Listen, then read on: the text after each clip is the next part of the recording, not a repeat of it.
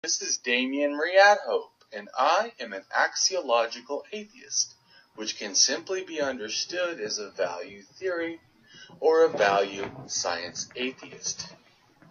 And today I'm going to do a little bit on paganism, such as that seen beginning in Turkey about 12,000 years ago, at such sites as Göbekli Tepe, the first human-made temple dating to around 12,000 years ago, but also connected to Semitism and thus the creation of goddesses around 12,000 years ago, as well as male gods sometime after 7,000 years ago.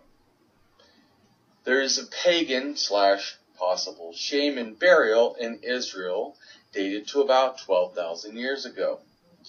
And there is 12,000 to 10,000 year old art that seems to be either paganistic or shamanistic in a remote cave in Egypt. Not to mention the skull cult that starts around 11,500 to 8,400 years ago. Although there is, of course, Çatalhöyük, which is the first religious design city dating to around 10,000 years ago. This all brings me to the understanding that I like to explain that to me, religion is an evolved product. In a general way, it all starts with pre-animism, but then leads to animism, in a sense which is a theoretical belief in supernatural powers or spirits. And this physically is expressed in or with, in a sense, the later totemism that is about 50,000 years ago, where animism is about 100,000 years ago. Totemism is a theoretical belief, to me, in a mystical relationship with powers and spirits through a totem item,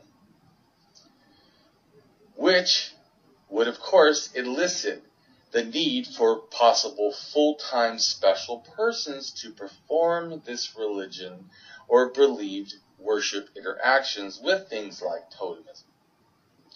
Thus, to me, brings the emergence of shamanism about 30,000 years ago, a theoretical belief in the access and influence of spirits and powers through ritual. In addition, there is further employment of myths or deities added to all the above, which to me is paganism at about 12,000 years ago, and is often, especially at its beginning, a more nature-based than the paganism that will come later, and certainly more than the current top world religions, thus hinting at their close link, though, to the more ancient form of religion. And all this thinking should help us understand that it's an evolved product. It is a thing that kept being transmitted, changed, and developed. My hypothesis is expressed in the sense, in the understanding of building like a theoretical house. Modern religious development at its full form. It seems that ancient people who had survived amazing threats in a dangerous universe were then filled with lots of superstition. And this perceived superstitious thinking applied the concepts of good and evil to the world of human, in a sense, the recognizing or the belief that humans had an imperfection, the immorality and imperfection of the soul, which was thought to affect the still living, thus connecting itself to ancestor worship. Presumably, this ancestor worship led to the belief in supernatural beings, which some were turned into the belief of gods. This feeble myth are just a human conceived idea that was made from relatively nothing. And it started to be put into something, this concept, again and again, over and over, changing as it went, taking on more, evolving more, all the while they're still thought to be true and special. However, a clear understanding sees them for what they are, a supernatural, animistic spirit believed, still thought to be sacred. The Neolithic began in Iran about 10,000 years ago. It is a 10,000-year-old Neolithic tepe tel, in a sense, from Iran. The early Neolithic is somewhere around 12,000 years ago, beginning to at least the beginning parts to 11,000 years ago. And it perceived, in a sense, that this happened before the use of pottery. It had also been lately followed quickly. The use of tools, and still exclusively, especially flint and wood tools, and then use of new fibers. Crude figurines of sheep, goats, pigs, dogs, cattle, and people were often made in unbaked clay. People sometimes wore bracelets, pendants, beads, skirts, pierced their lips, labyrinths, and deliberately displayed, in a sense, deformed skulls. Barrels were normally placed under the floors of houses or in some part of an open settlement, usually, though, within the walls of the place, sometimes that of an abandoned house. Sedentism, farming, and agriculture were invented at least by 10,000 years ago in a region between southeastern Anatolia or Turkey, Iran, Iraq, and Syria, and are traditionally labeled as, in a sense, the Northern Fertile Crescent. Most of the technology and culture associated with farming include other things like domesticated sheep, goats, cattle, pig. The transition from hunter-gatherer lifestyle to agriculture and sedentism is considered the aspects of what becomes the Neolithic Revolution. And I believe that this also carries the Neolithic paganism with it. Around 2,000 years later, the new Neolithic lifestyle appears in southeastern Europe, and shortly afterwards in Central Europe and the Mediterranean Europe. The earliest farmers from the Zagros Mountains of Iran, such as the eastern part of the Fertile Crescent in the north and the east, are either, in a sense, the main ancestors of some of Europeans' first farmers, but they are not exactly considered to be part of the modern Europeans. Early farmers across Europe have an almost unbroken trail, in a sense, of ancestry leading them back to somewhere likely in northwest Anatolia or Turkey. But it now seems that this chain of migration into Europe breaks somewhere in eastern Turkey. Neolithic settlers from northern Greece and the region seas of western Turkey reach Central Europe via the Balkan route and the Iberian Peninsula via the Mediterranean route. These colonists brought the new sedentary lifestyle, agriculture, animal domestications and plants, as well as, to me, Neolithic paganism into Europe. New research shows that some of the world's earliest farmers from Iran were genetically distinct group and only very distant related to the first farmers in Western Anatolia and Europe. People who were genetically so different who almost certainly looked different, spoke different language, adopted seemingly similar agricultural lifestyles, and to me, with it, that new emergence of paganism. Almost simultaneously, they did this in different parts of Turkey and the Middle East or Near East. The group of prehistoric inhabitants of the Zagros Mountains separated as far back as 50,000 years ago from other people of Eurasia and were among the first to have invented farming. It is that some of the Neolithic practitioners, in a sense, started moving from there. But the majority of ancient Iranians do not move west, as some would have thought. However, they did move east, and this study has shown this. Research team found that Iranian genomes represent the main ancestors of modern-day South Asians, while sharing many segments of their genomes with Afghani and Pakistani populations. The almost 10,000-year-old genomes from Iran Zagros Mountains were found to be the most similar with the modern-day Zoroastrians from Iran. It seems that at least two highly divergent groups became the world's first farmers, at least. And this would be the Zagros people of the Neolithic, eastern Fertile Crescent part of the Neolithic zone. That was ancestral, as I said, to most modern South Asians. And the Aegean that was colonized Europe some 8,000 years ago. There seems to be some possible archaeological origins for early Proto-Indo-European in the Baltic during the Mesolithic.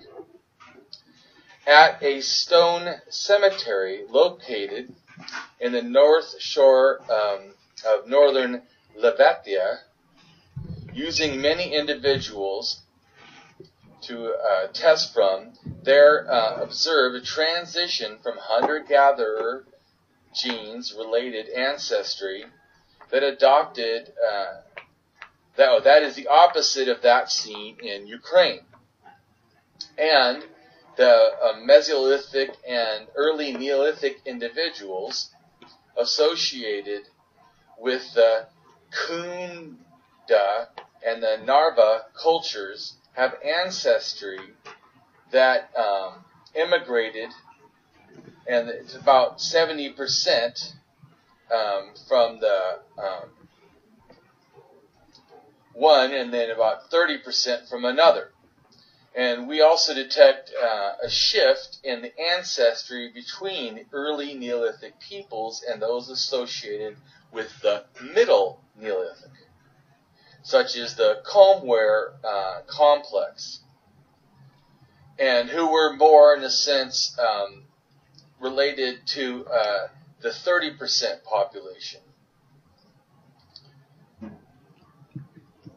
The cemetery contained 330 burials, with roughly equal numbers of male and female, although 1/3 of the burials are children. The principal grave goods are animal tooth pendants, occurring in both adult and child graves. A small number of male and female graves contain hunting and fishing equipment, including harpoons, spears, arrowheads, fishhooks.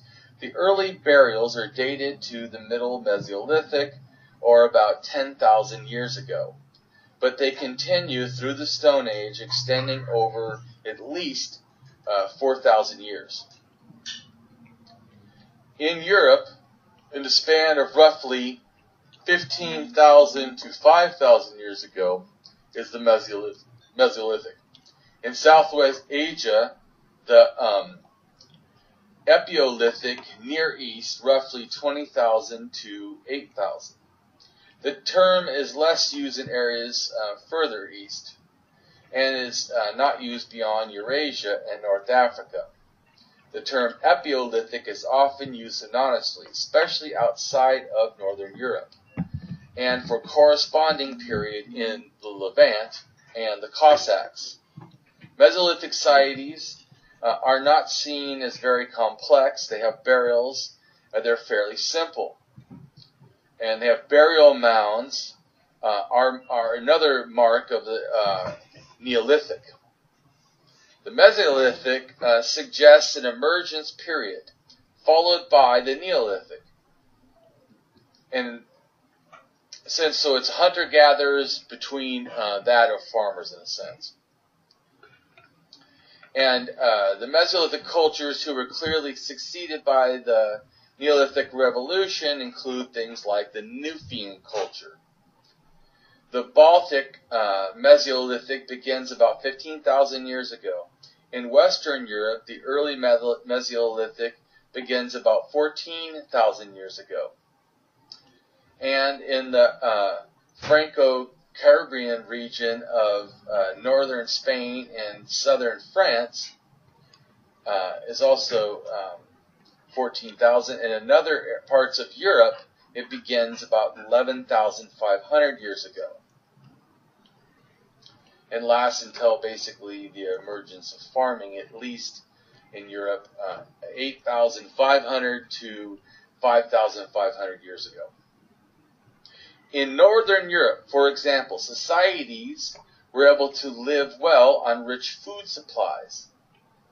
And in a sense, such conditions produce distinctive human behaviors, and is perceived in the material record of artifacts, such as different cultures. Anyways, there is such conditions also display the oncoming Neolithic in Northern Europe by 5,500 years ago. A culture very small or similar to the Aztlan spread as well into the Mediterranean, Spain, and southern Portugal. Because it lacked bone industry, it is named distinctly different. There's a location, Tel Cormel, which has the first tower structures, and they're from Syria. And its significance is probably religious, since there's several towers, and you would not need this, and certainly there wasn't probably any large forces attacking them back then. War starts about 10,000 years ago. This site is dated from 13,000 to 11,650. It also seems to be connected to the Skull Code. And that kind of megalithic architecture could also relate and has some similarities to Göbekli Tepe. So it seems that there was maybe a comet impact or something that happened that caused the abrupt change of climate in the Younger Dryas. The Younger Dryas is about 12,900 years ago until 11,700 years ago. And it's a return to glacial conditions and temporarily reversing of warmer climates. It is thought to have caused the decline in strength of things at the North Pole. Anyways, the Younger Dryas effects were varying in intensity, especially throughout North America. In Western North America, its effects were less intense than in Europe and the northeastern North America. However, evidence of re-advancing glaciers indicates the Younger Dryas cooling occurred also in the Pacific Northwest. Replacement of forests in Scandinavia with glacial tundra increase show in snow amounts in mountain ranges around the world. Formations of deposits such as in Northern Europe. More dust was in the atmosphere, obtaining from the deserts of Asia. A decline in evidence of Nufian hunter-gatherer permanent settlements at this time in the Levant, suggesting a reversion back to a more mobile way of life and less sedentarism. Decline also of the Clovis culture in America, and the extinction of megafauna game that the North American Paleo-Indians were hunting. The Younger Dryas is often linked to also the Neolithic Revolution itself and the adoption of agriculture in the Levant. It is argued that the colder, drier Younger Dryas lowered the carrying capacity of the area and forced a sedentary early Nubian population into more mobile subsistence patterns. Further climate brought more problems. Early swastikas are found uncovered in Ukraine on ivory figures, which dates to about 12,000 years ago.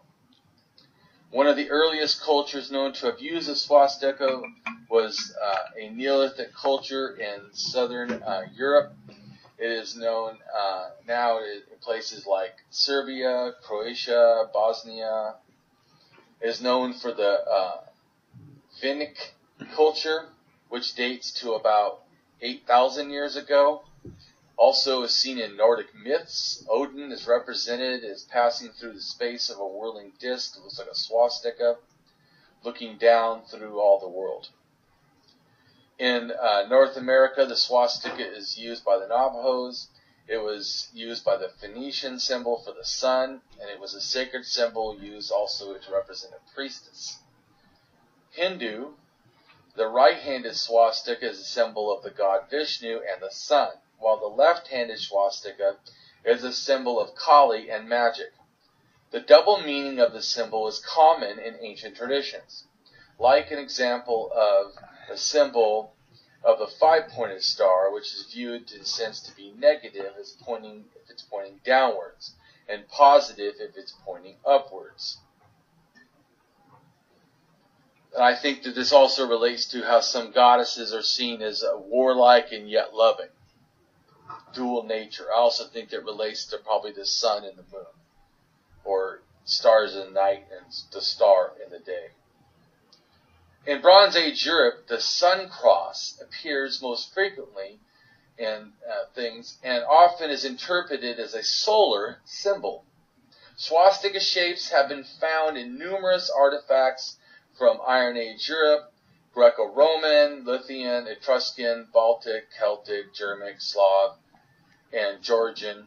This prehistory seems to reflect the appearance of this symbol in various folkloric cultures of Europe, to me believed to be connected to paganism. The symbol has been found in vessels in ancient cities of Troy. The evidence shows that it served as a symbol of fertility and a symbol of life. Its similar use can be found in graves in Greece, and Athenian vessels, and decorating garments of Aphrodite, the Greek goddess of love. Also, Greek pantheon, the symbol of the Greek design, as used with other designs. The swastika is defined a European sign moving eastward into the Indus Valley, or India civilization. It is thought it was brought by migrating tribes to India, where it became connected with religious and cultural life in Indo-Iranians. It did not originate in the Indus Valley, as many people have thought. And like I said, I think that probably the general thing is that this is a star symbol or a sun symbol. So Turkey, spreading early Neolithic paganism around 9,000 years ago. DNA reflects westward movements of people from the Near East around 9,000 years ago, especially from Turkey, and to me, spreading early paganism as it went. By leapfrogging from island to island across the northern Mediterranean, Neolithic people were able to quickly spread their farming lifestyle across southern Europe some 9,000 years ago. This is what genetics suggests. It seems that sometime after individuals in the Near East first developed farming and herding around 12,000 years ago, and to me also invented the new paganism religion for agriculture, they later transferred it and its new agricultural religion of early paganism out to many others. The genetic expression that people from the Near East migrated into Turkey and then rapidly west through the islands of Greece, Sicily, before making their way north into the center of the continent of Europe. People living in central Turkey today, for example, share DNA with Sicilians and Palestinians. But Sicilians and Palestinians are mutations that the two populations do not have in common. People have common ancestral roots in Turkey, but have not had much contact in a sense since. People even living around the Mediterranean today have common ancestors in Turkey because of this. But the genes diverge in two major different sets, with the Greek islands and Crete forming a sort of genetic bridge to the rest of Greece, Sicily, Italy, and into Northern Europe. Genetics of modern-day Egyptians, Libyans, Tuscans, Moroccans from a separate genetic branch. Thus, two distinct paths lacking, in a sense, much genetic mingling once they separate ways from south and north from Turkey. However, there is some evidence found, such as blades in the Neolithic settlements in Etruscan, made from volcanic glass that comes from the isolated islands near Sicily. Agriculture and its new Neolithic religion of early paganism spread across the land through Central and Northern Europe at a rate of about half a mile a year, thus taking 1,000 years or so to journey from the Balkans to Germany. But the Mediterranean was quite different, with this new pagan farmers jumping from island to island, getting from Italy all the way to Portugal in the space of just 6 generations. So, I want to address the connections of the islands. So the Kripat culture of Cyprus, ancient Kripat art, refers, in a sense, to all works of visual art originating from Cyprus, and they begin about 12,000 years ago. Seasonal hunters came to go after pygmy hippopotamuses and elephants that were present on the island. The first Neolithic settlers in Cyprus originated from either the Syro-Palestine coast or southern Anatolia itself, forming communities founded on this new agriculture. It was towards the end of the Neolithic people when these people began to bake modern clay vessels, which were frequently embellished with abstract designs in red on a light strip. During this period, a flood of Syro-Palestinian and Anatolian or Turkey migrants introduced a more advanced set of culture and, of course, the religion. Whereas the religion was practiced now with art and processes became more complex. Examples of such art are of importance, like the female figurines formed of clay or stone, which represent fertility as one of the crucial values of agrarian societies at that time. Middle Bronze Age between 3,900 years ago and 3,650 years ago has contacts with Egypt, the Near East, Minoan Crete, the Mycenaean Greece. Despite the continuation of agriculture, certain developments have diversified and burial practices have proceeded. The building of unique religious installations, as well as seals indicating a more sophisticated society emerging. Crypto-Minoan script was regularly used on the island of Cyprus and by the crypto-migrants overseas during the Late Bronze Age.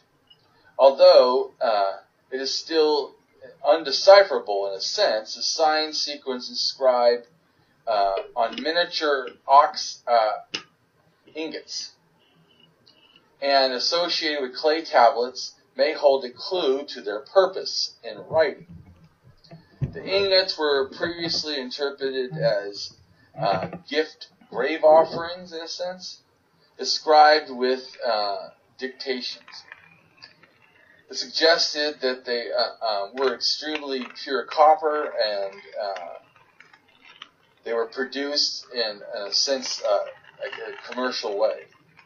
They were marked with band and seemed to have a high quality.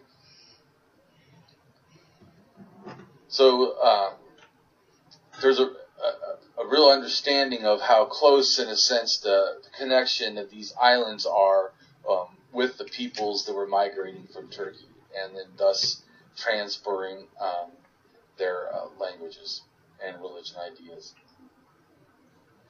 Genomes can tell us a lot, and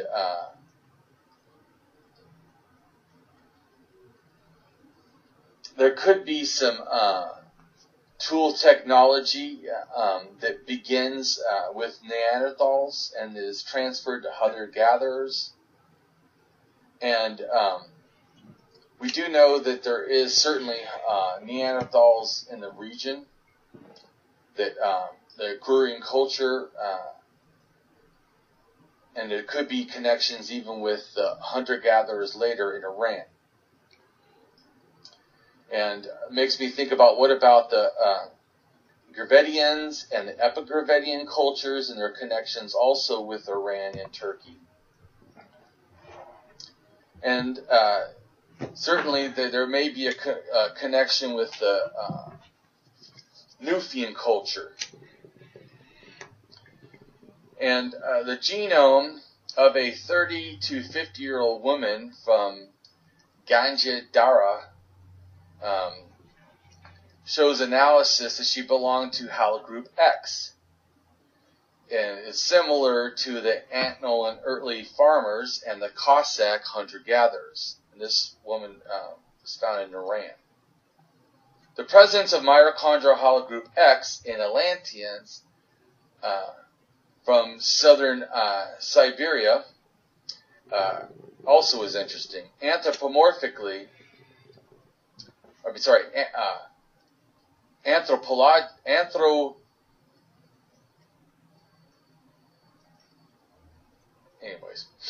Southern Anatolians are typical for Central Asian Mongoloids, like the Mongolians, the Yurts, and the Bureks, whereas northern Atlanteans exhibit some Caucasoidal features similar to Eucratic groups.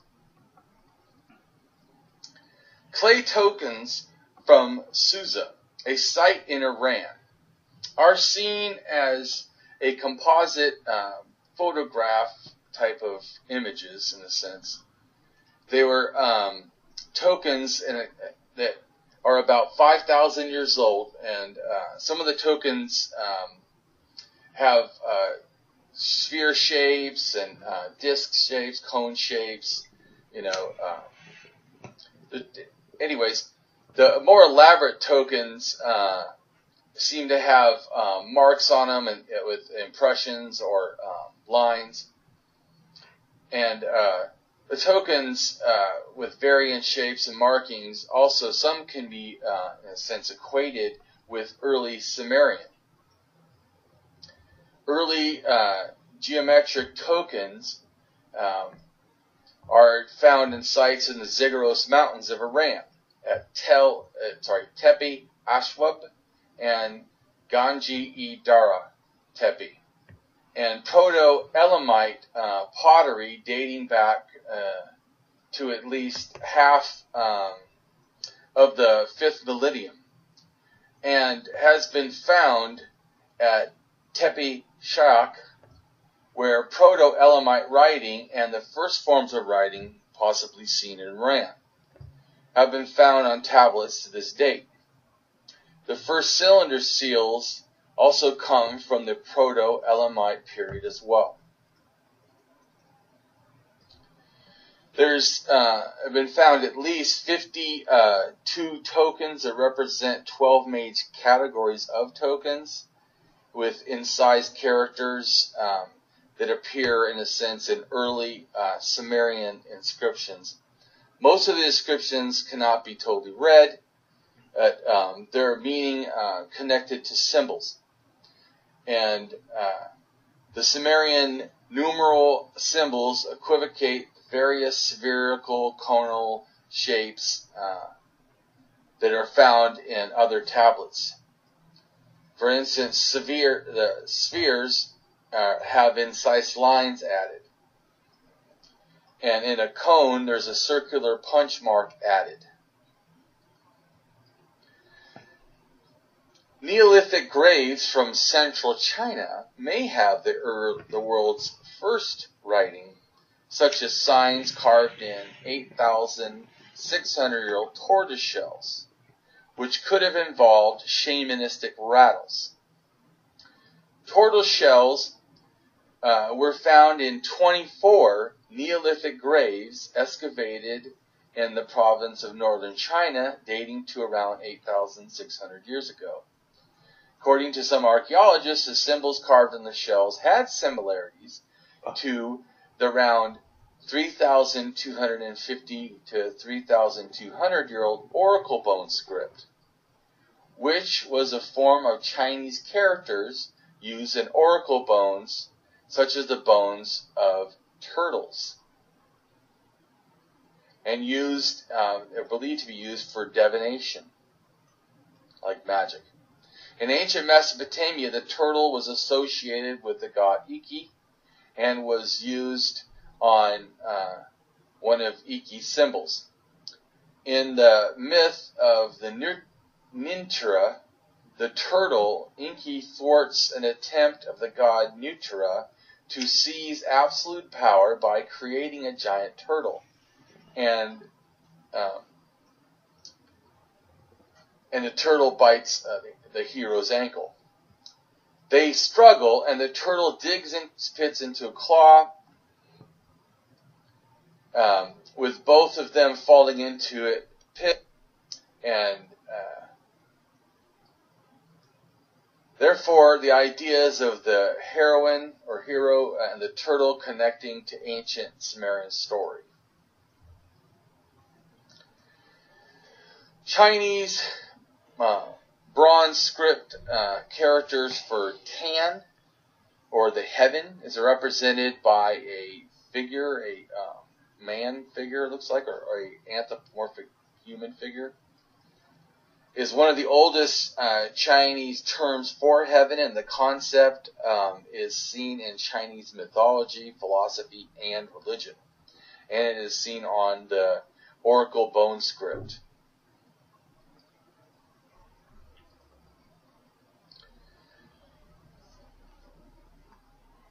Oracle bone script, to me, and the Tan or sky god, to me, could have connections to the early monotheistic religions.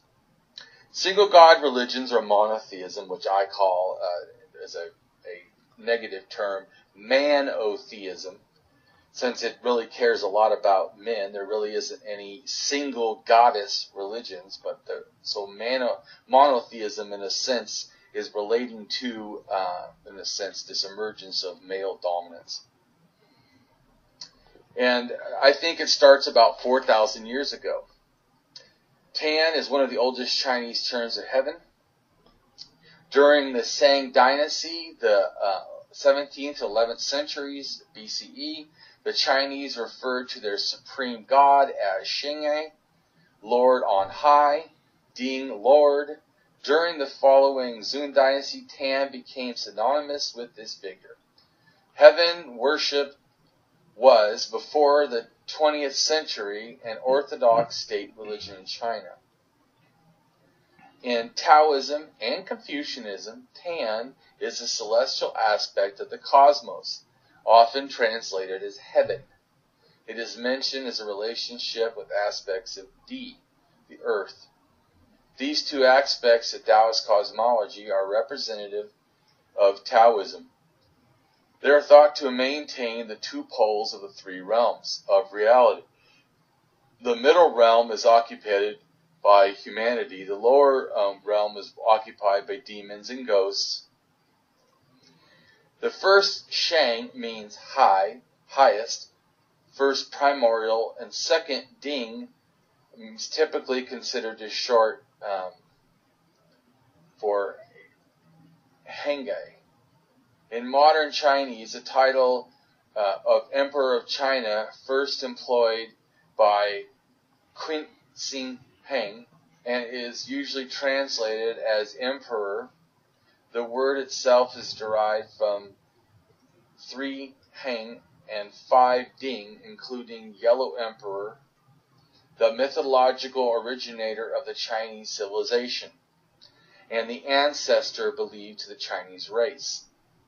However, the different symbol or same symbol can refer to the high god of Shang, meaning the deity manifestation of God. Thus, the name Xing should be translated as highest deity, but also have been given the meaning of the sense a primordial deity or a first deity seen in classical Chinese. The deity preceded the title of Emperor of China and were named after him. Their role in the Tanzi, the Sons of Heaven, and the classical texts, the high conception of the heavens is frequently identified with Shang Di, who is described as somewhat anthropomorphically.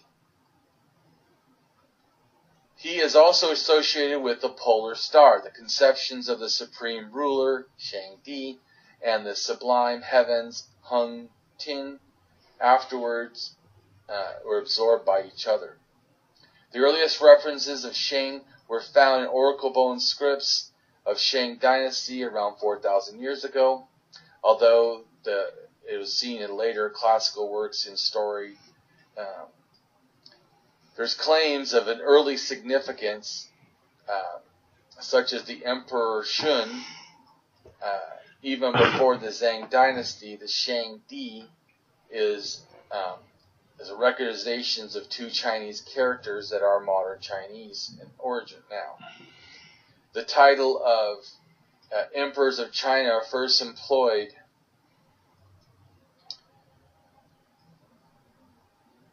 under Xing or Sandy, or his later names. The deity received sacrifices from the rulers of China and every Chinese dynasty.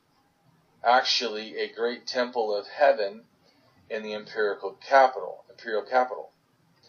Following the principles of Chinese, this would also be located in the southern quarters of the city. During the ritual, a completely healthy bull would be slaughtered and presented as the animal of sacrifice to Shang Di. It was an important role to know Shang Di is never represented as either images or idols. Instead, the center building of the Temple of Heaven The structure is called the Imperial Vault of Heaven, a spirit table inscribed with the name of Shangdi is stored on the throne. During annual sacrifice, the emperor would carry these tablets to the north of the Temple of Heaven, place it on a prayer hall for good harvests, and place them on that throne. It is during the Ming and Qing dynasty that the Roman Catholicism was introduced, and the concept of Shangdi started to be applied to the concept of a Christian God. While initially this god utilized the term Tanziu, gradually changed in translation to Shangdi instead. The use of Shangdi was contested by Confucians, that they believed that the concept of Tan and Xing is different than the Christian's idea of God. Christian's God, in a sense, is seen as a creator and thus different. But to me, a lot of this stuff is still the same things. An 8,000-year-old veiled mother goddess was seen in northwest Bulgaria, the earliest deity of Europe's first agriculturists. And it was, in a sense, a head of a Neolithic goddess, in a sense, an earlier deity of Europe's first sedentary farmers. And it was found together with prehistoric artifacts from the settlement of Mayor Uzanau in northwest Bulgaria.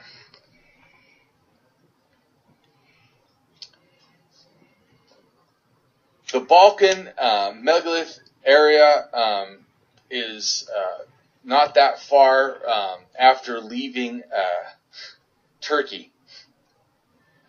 And shortly into the Balkans, we have the Vinnic culture, or the Tudors Vinnic culture, contemporary sites, and Neolithic agriculture, in a sense, in Serbia and smaller parts, Romania, especially Transylvania, dated to around 7,700 years ago to 6,500 years ago. The Vinnic culture occupied a region of southeastern Europe in the Balkans, corresponding mainly to modern-day Serbia and Kosovo, but lesser in Romania, Bulgaria, Bosnia, Montenegro, Republic of Macedonia, Greece. Named for its type of sites, a large tell settlements representing material remains of prehistoric society.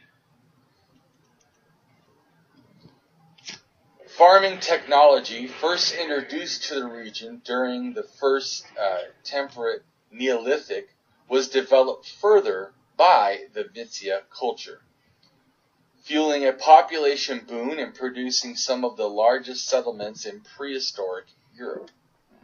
These settlements maintained a high degree of cultural uniformity throughout long distance of exchange in connection with ritual items, but they were probably not politically unified.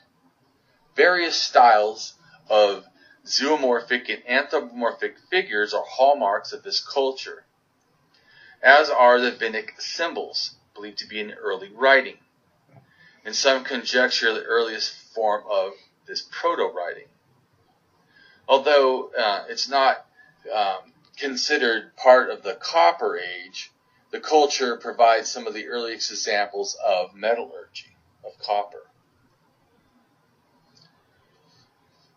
And this Neolithic writing, and it can be seen on clay amulets, is part of the tablets of the Taraha date to around 7,500 years ago to 7,300 years ago,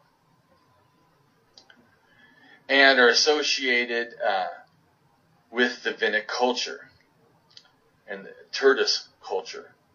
The Vinnic symbols and the symbolism since kind of predates what is seen as the Proto-Sumerian pictographs script. Vinnic culture seems to flourish about 8,000 years ago to 6,000 years ago.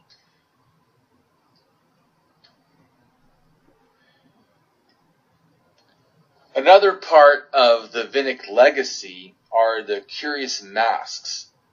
Most importantly, the costumed figures, sometimes depicting women in extremely modern-looking light clothes, with thin, narrow skirts, sleeveless upper body panels, complementary hip belts, aprons, jewelry, shoes, caps, different hairstyles, bracelets, necklaces, medallions. Archaeological data shows that the Neolithic expansions from Turkey was not a single event, but represents by several waves of migration.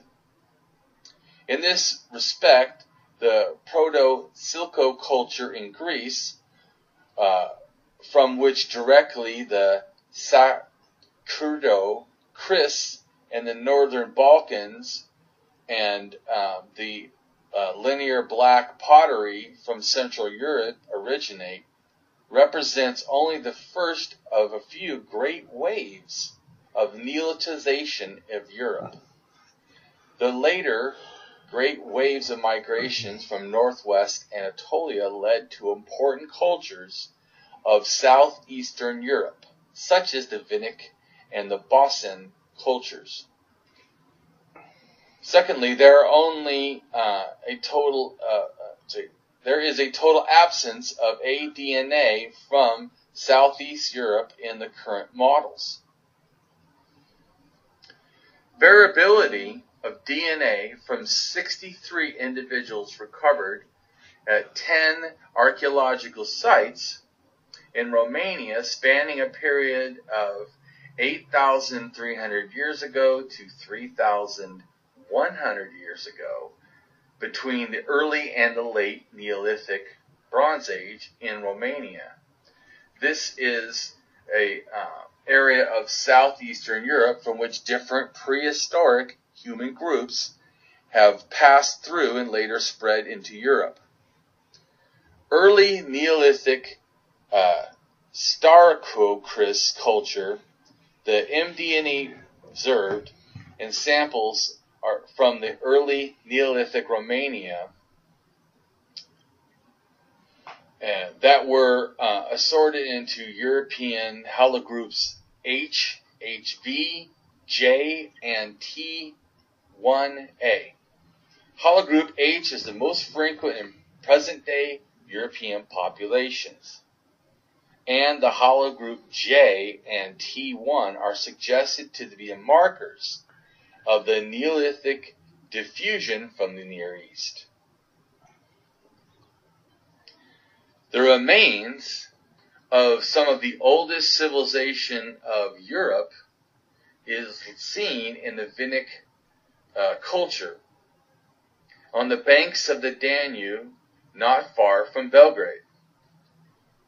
The largest Neolithic settlements in Europe date back to about 9,000 years ago, considered to have been the center of civilization spread.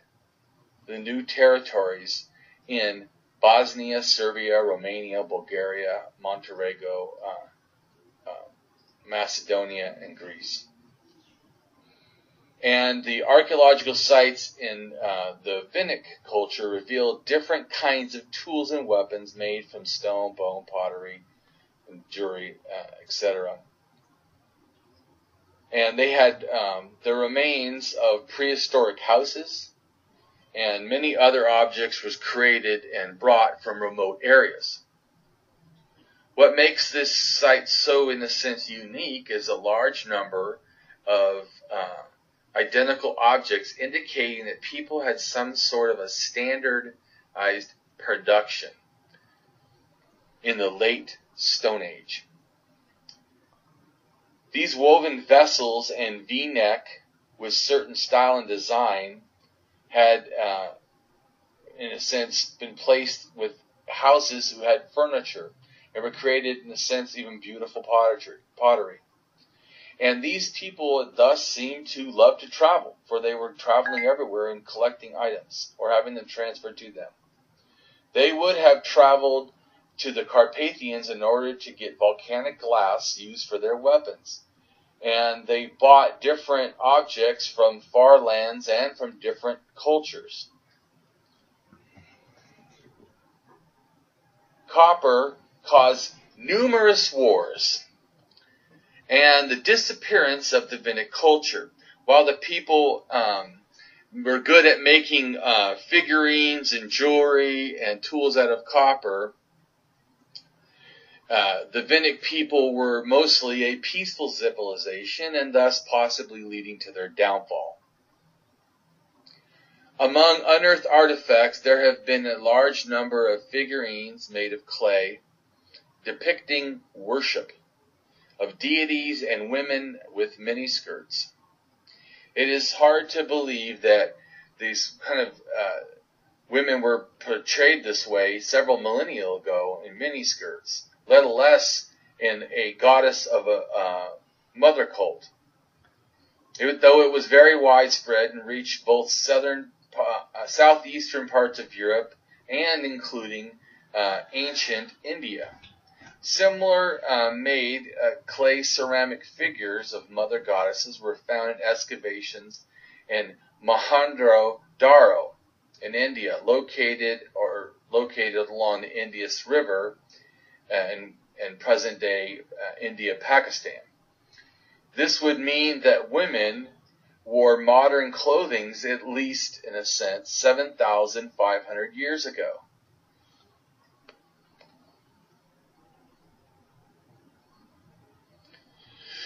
There's an important movement or direction we can see, we can appear, the migrations leading to the pyramids. Some of the oldest, like step pyramid,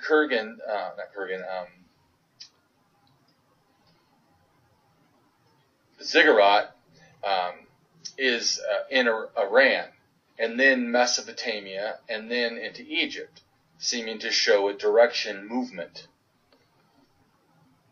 Or at least possibly. Also, the Kurgans, or bound, their mound burial graves, they seem to start near the Altai region about 7,000 years ago, and then move steadily west into the Balkans and Ukraine and whatever.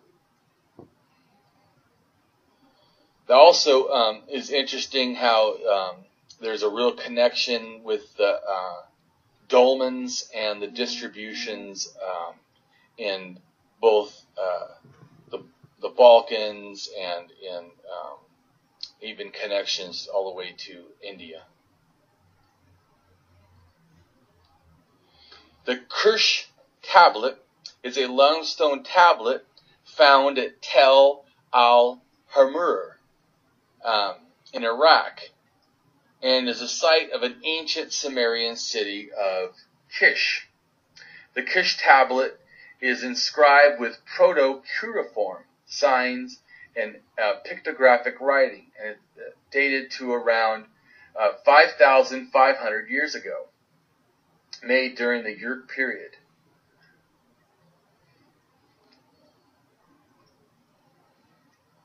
The emergence of partly symbolic writing, such as cuneiform and script, the proto-illiterate period of the Egyptians in Mesopotamia, is taken to span from about 5,500 years ago to 4,900 years ago. The first administrative texts dating to 5,100 years ago found in Jabdet Nisr and Tel Ubkar represent further stage in development of proto-cruciform to cruciform. There could be also possible connections with other areas. During the Proto-Elamite period, which is 5,300 years ago to 4,800 years ago, a political and economic harmony seems to have arisen in southwestern highlands of Iran, drive its control over major trade routes on the Iranian plateau and Mesopotamia. And it shares styles in ceramics, art, and architecture used in those other areas, and distinctive systems of writing and recording text. This reconstruction is supported by independent evidence that exploited materials at Fakhr Haba, a city in northern India, and obviously outside the Proto-Elamite sphere of influence, such as in the lowlands of western Iran, emphasizing the role of long-distance trade, as always, can play in the rise or decline of prehistoric complex societies. Proto-Elamite harmony was a political and social phenomenon, but it was based on exploitation of an economic situation.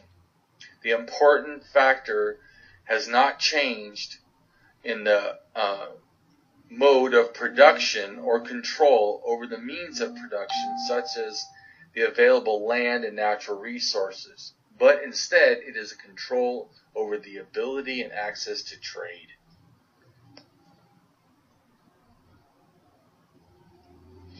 Another is the Alphic Tablet, an Akkadian administrative and legal text, partly of routine administrative documents recording quantities of some commodities like cattle, wool, grain, precious metals.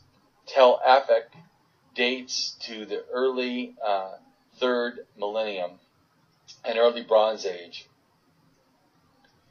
And Apek at the beginning of the Middle Bronze Age, during the reign of the Egyptian 12th dynasty, a royal palace, in a sense, was put there. A rich cemetery also. Apek, in the late Bronze Age, is listed as Canaanite epic of Joshua. 12:18 is mentioned again in Egyptian documents of the New Kingdom. It is into the city confirmed the northern parts of the mound that dictates these lines. During the initial phase of excavations of late Bronze Age, Alfric, Akkadian, Sumerian, Canaanite, Hittite, and Egyptian documents have been unearthed. Most of them coming from tall fortified public building, which have been called the government houses. The extent of such diverse, complex inscriptions, many of them unique in Israel, points to an importance of Canaanite Ephek as a city situated in one of the main crossroads of the ancient Near East, a meeting point of cultures and languages. So the areas that are likely in the Cossacks and in some parts of Iran may connect to, in a sense, the Gravettian derived cultures by about 10,000 years ago to 8,000 years ago. Agriculture, cattle herding, and other things, pottery, were derived in the Near East at this period, And these technologies arrived, from Turkey. And though this region, in a sense, in general, we're already lightly inhabited, it doesn't seem like these new people that came in were doing it as war, just more like transferring ideas and peacefully entering in migration. So it starts with the Near East and Turkey, Iran, and Iraq, somewhere around there, and could even be parts of Israel, Jordan, Lebanon. Those areas, in a sense, go into Turkey, and by 9,000, 8,000 years ago, they're in the Balkans and so on.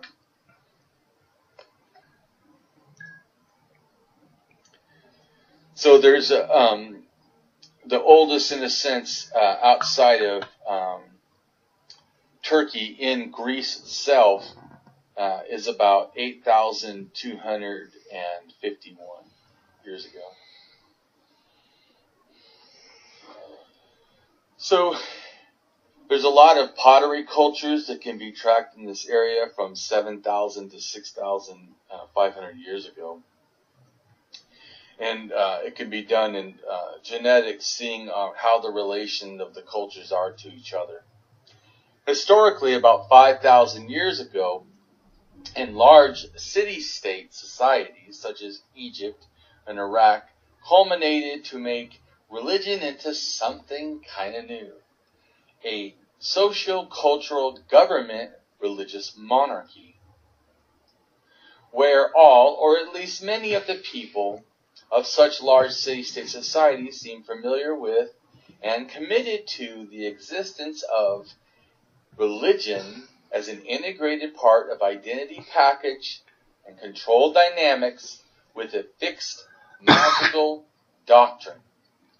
However, this juggernaut integrated religion identity package of dogmatic propaganda certainly did not exist all at once, and it developed to an extent over time.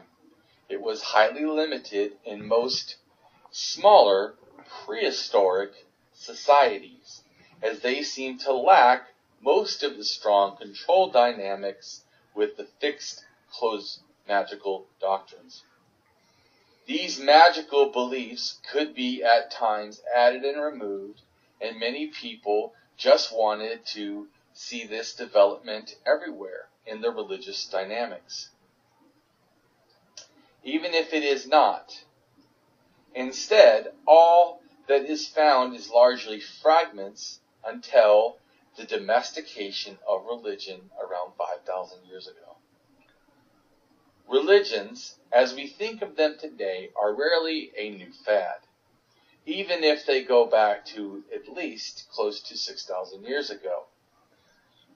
This amount is almost nothing when seen as the long, slow evolution of religion that, for humans, at least started with the first worship 70,000 years ago, the oldest ritual worship of a stone snake in South Africa.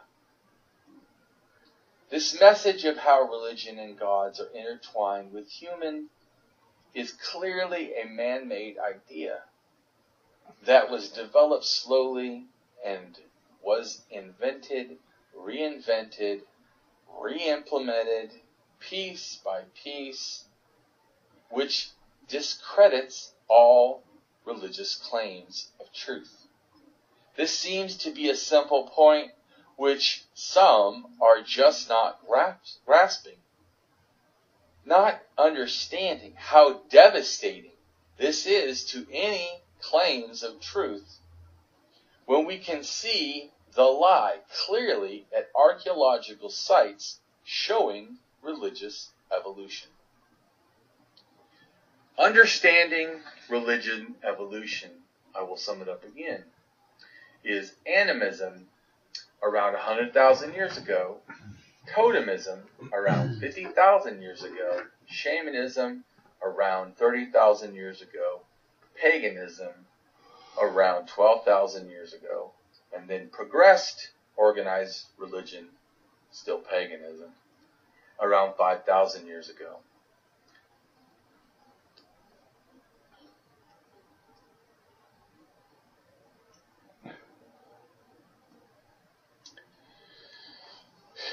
So it went out in waves in this dispersal of farming into Europe. And it also can be seen as adapting, morphing, changing a little bit as it went, still keeping some of the main elements of this original Neolithic paganism. So it's all about, to me, understanding these goddess figures that certainly start in the Organation period, from sometime around 47,000 years ago until 30,000 years ago. Then there's a larger amount of goddesses produced or Venus figures, I should say, produced in the Gravettian culture from about 33,000 years ago till about 14,000 years ago, somewhere around there.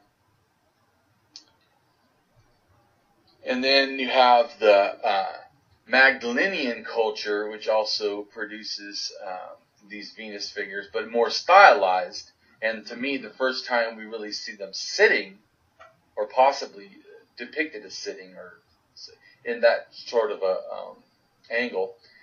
And I think that as a connection to the later, or possibly a connection to the later goddess phenomenon that seems to be heavy into women sitting on thrones.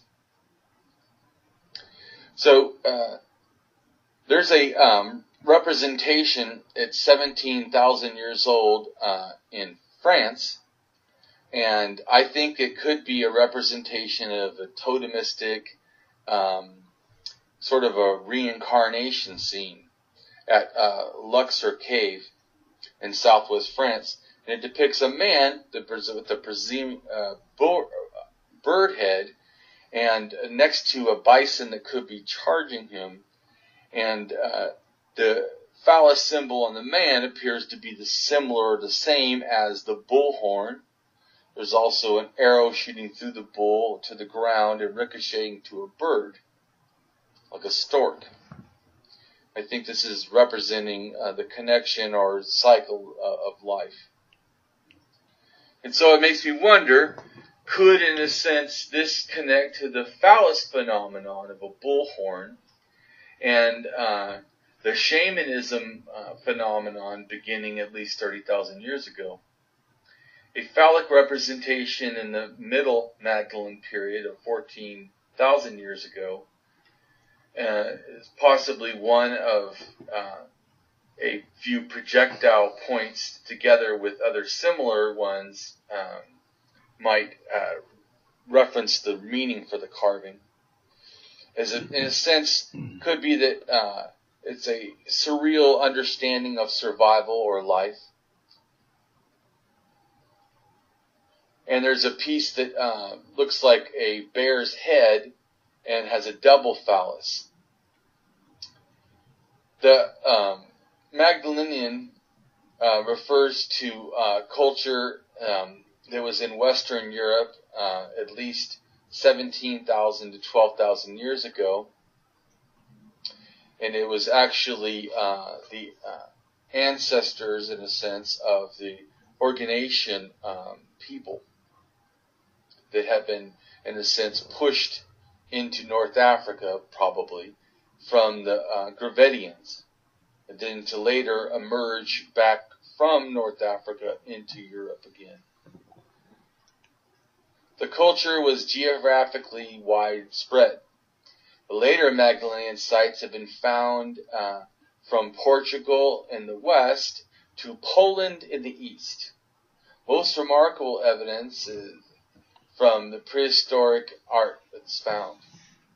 There's a number of bones of red reindeer antlers and animal teeth that are found, crude pictures carved and etched in walls with pictures of seals, fish, reindeer, mammoths, and other creatures. Phallic decoration became prevalent among men of the Magdalenian culture in France and Spain around 12,000 years ago. Analysis of the mostly handheld art excavated from such sites in France, Spain, Germany, and Ukraine show that most of it was created in Europe approximately 30 to 40,000 years ago. Early sitting Venus. Venus of Colbert 15,000 years ago from France, made of red quartzite, red being a sacred believed color, and also could connect to, it's a Venus figurine, it could connect to fertility, since red could be like menstruation blood, or the birth of a baby. With some of the other figures in the cave's artifacts, including bone needles, even at the time having bone whistles. And I think this whistles or flutes or whatever could connect to religion as well. Especially this kind of a paganism shaman, type of religion. One cave had a bone pipe, and I think also pipe smoking, or the belief in that, can connect to shamanism. And it's still seen in cultures in the Andes doing this, and other cultures using smoking. Even in the fire or smoking can be even seen in Australia. So all parts of this Venus of the Magdalenian date seem to have a stylized abstraction. So to me, it's not representing a direct woman. It's directing the idea of a woman, almost like, to me, like a metaphorical woman to me. And thus, right at the emergence before, to me, the idea of goddess.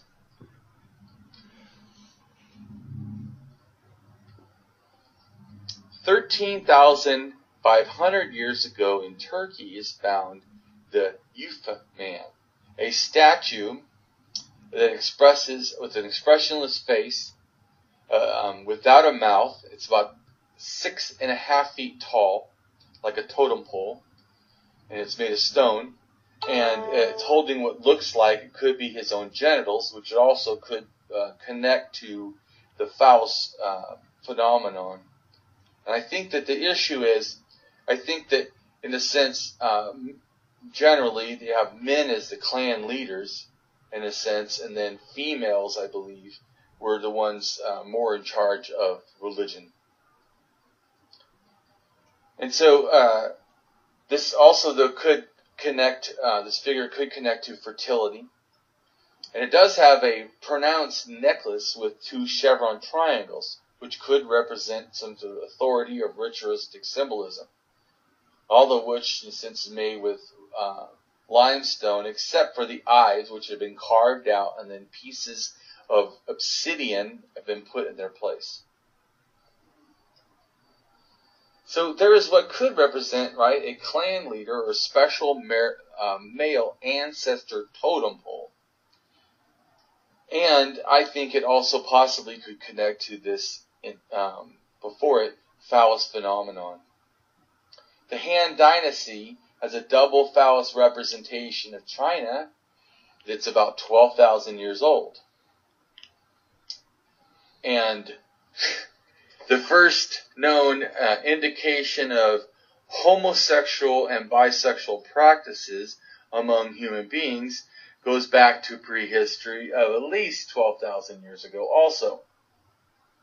Some cave paintings seem to be homoerotic, and among other devices used by humans were these phallic-shaped objects. The most interesting object was characterized with the so-called double phallus, found in France. It seems to be possibly what could be conceived as a sex toy. Or maybe the double part of it being two horns of a bull.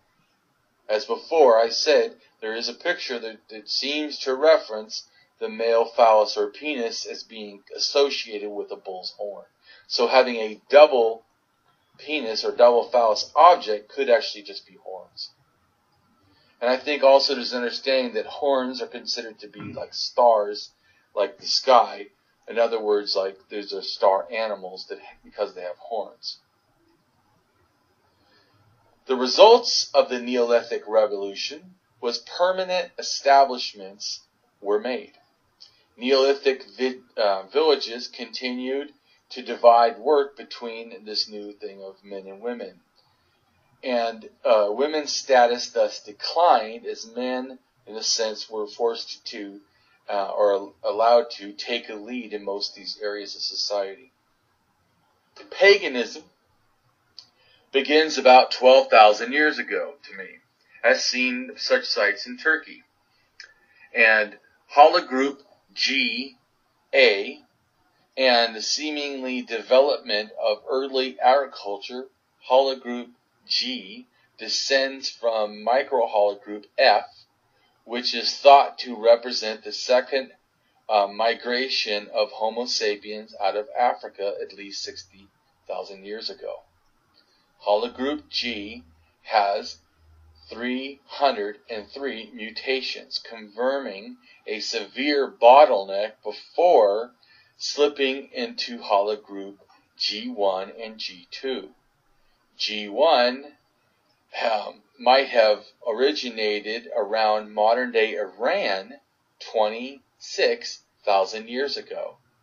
G2 would have developed around the same time in Western Asia, and Hologroup G2 appears to have been closely linked with the development of early agriculture in the Fertile Crescent around 11,500 years ago. G2A branch expanded to Anatolia, Turkey, the Cossacks, and Europe, while G2B diffused from Iran across the Fertile Crescent and east to Pakistan.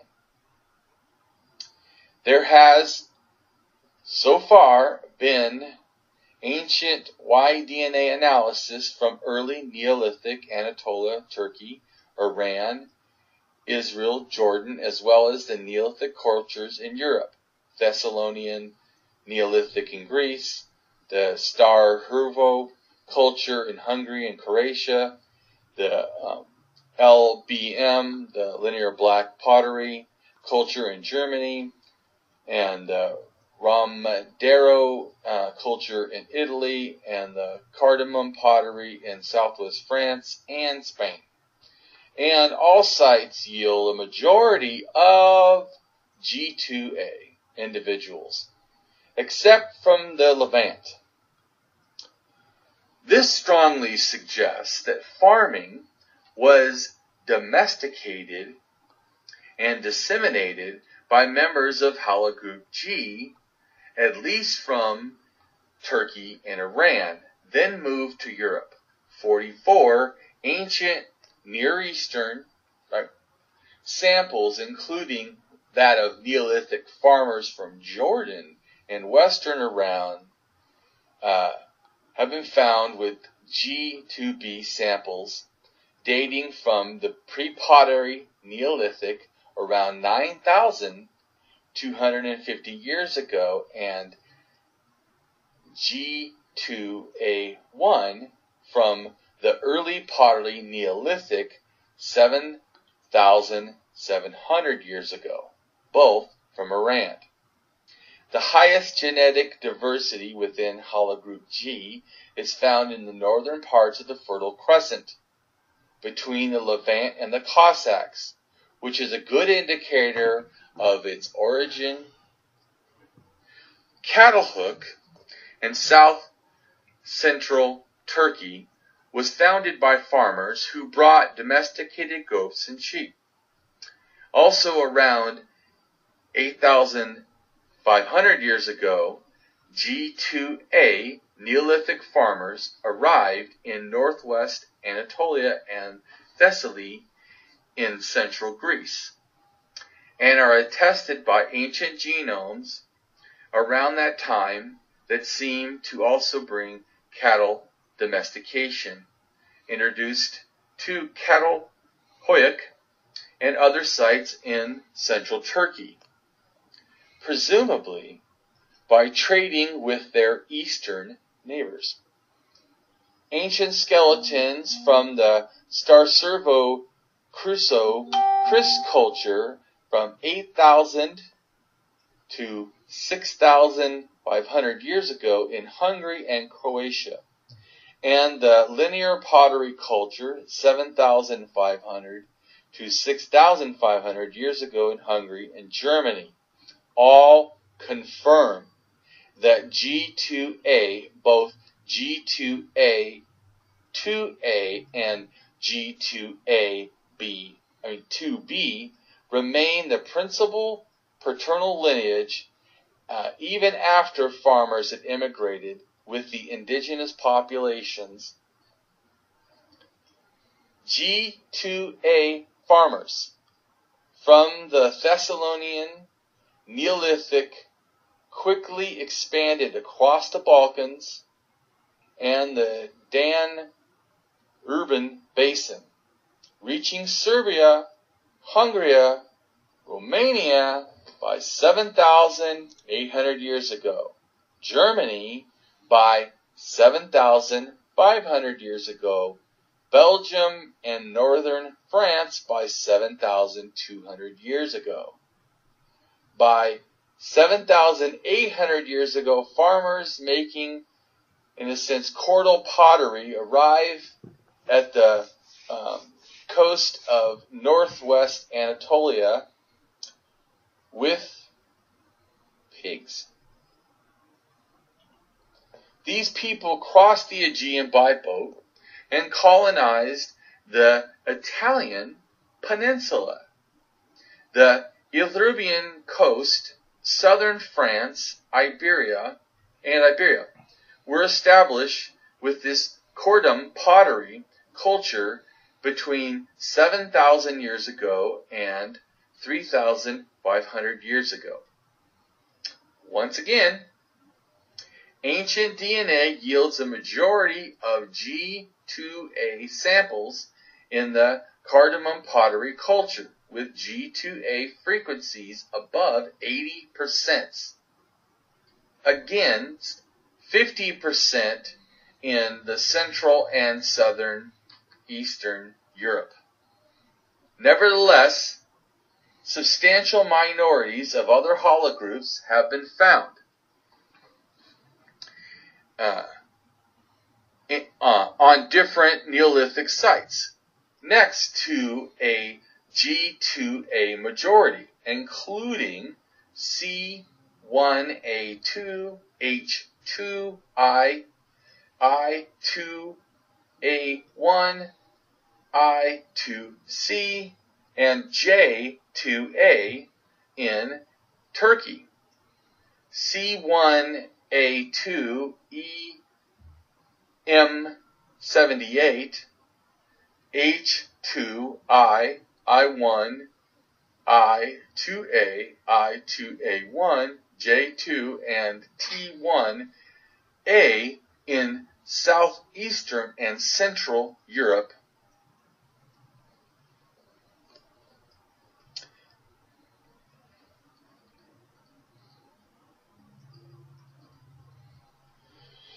So, 12,000 years ago, Jericho has evidence of settlement.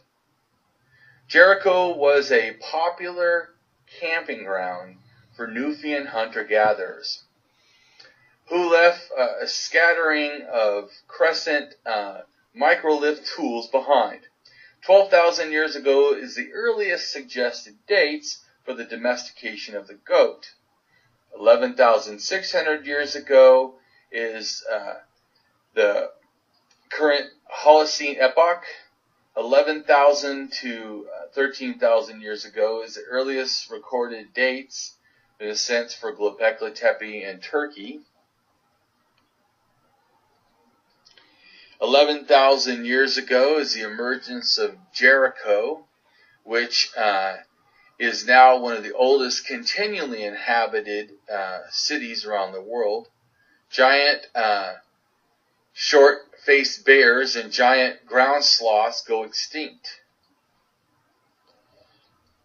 in North America. 10,500 years ago, earliest supposed date for the domestication of cattle. 10,000 years ago is an extinction event.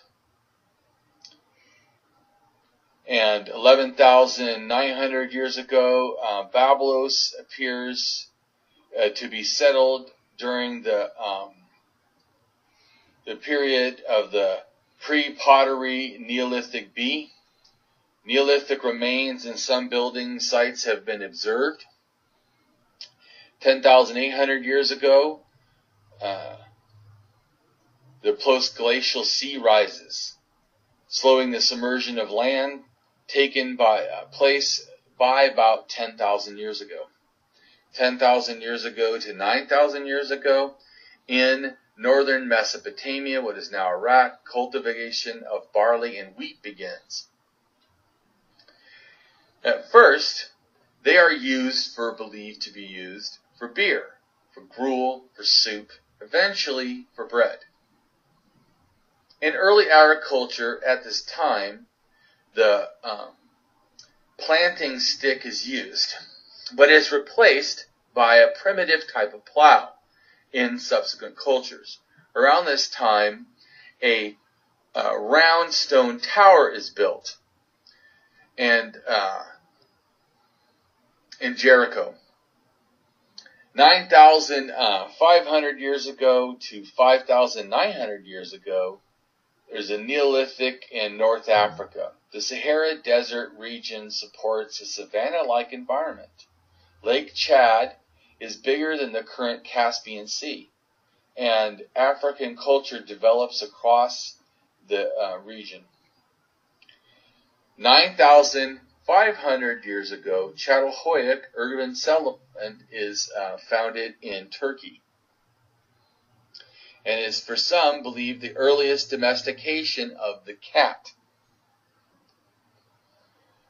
9,200 years ago, first settlements in Jordan. 9,000 years ago, the Janu culture begins in China. 9,000 years ago, the first fish fermentation is seen in Sweden. 8,200 years ago is the K2 kilometer event, a sudden decrease in global temperatures likely caused the final collapse of the ice sheets and led to a drier conditions in East Africa and Mesopotamia. 8,000 to 5,000 years ago, the development of proto-writing. In China, Southeast Europe with the Vedic symbols, and Western Asia with the proto-illiterate cuneiform. 8,000 years ago, evidence for habitations of sites such as Aleppo and Tel Carmel. However, evidence for this settlement is larger. Copper smelting is 7,500 years ago. Evidence in several locations. 7,200 to 6,000 years ago is first farming settlements on the island of Malta.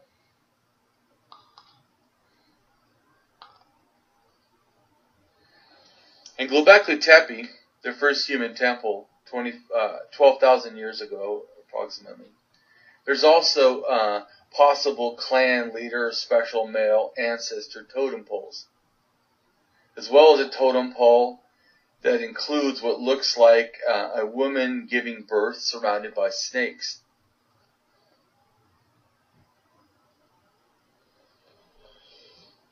The Sinclair sculpture, or Sinclair idol, the oldest wooden sculpture in the world, is made during this period, shortly after the Ice Age. The wood is carved in approximately 11,500 years ago, and it's about buried in a depth of 13 foot of peat bog, why it even survived. And it has geometrical motifs and decorated on its surface, including things like zigzag lines depicting a human face and hands, horizontal lines, it may be representing ribs. It has lines broken into chevrons that cover the rest of its described body. However, on the face and the top of several faces on it is visible at various points along the sculpture. I believe it's a clan totem pole. It resembles what looks like almost an older version of a totem pole. Scholars have proposed various ideas about the carvings and the meanings. Other researchers have suggested that the markings could be some kind of a map.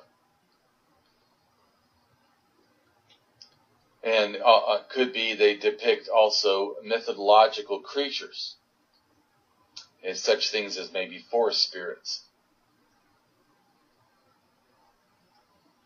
And an interesting side note is that there's similar face decoration to the oldest known stone monuments at Göbekli Tepe, Turkey. So 11,000 years ago, the Fertile Crescent and some parts of southern Turkey began agriculture, and then it spreads out from there.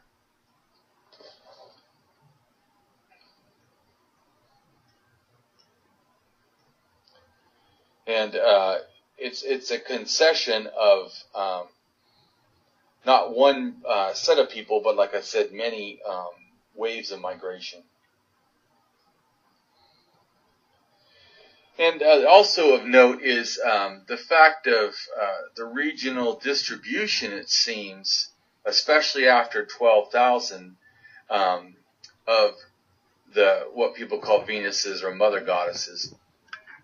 And the 11,500 year old one from Israel is sitting, in a sense, goddess figurine. And I think that there's a bunch of ones that involve sitting at various other regions. And the similarities among these,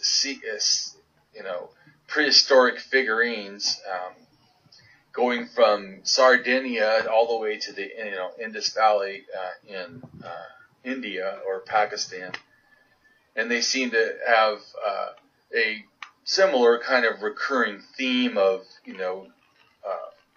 being overweight, and especially the fleshy parts of their thighs and buttocks, and they're in a seated posture. They're female, and they appear to have breasts, although one interesting feature is they really don't appear to have heads.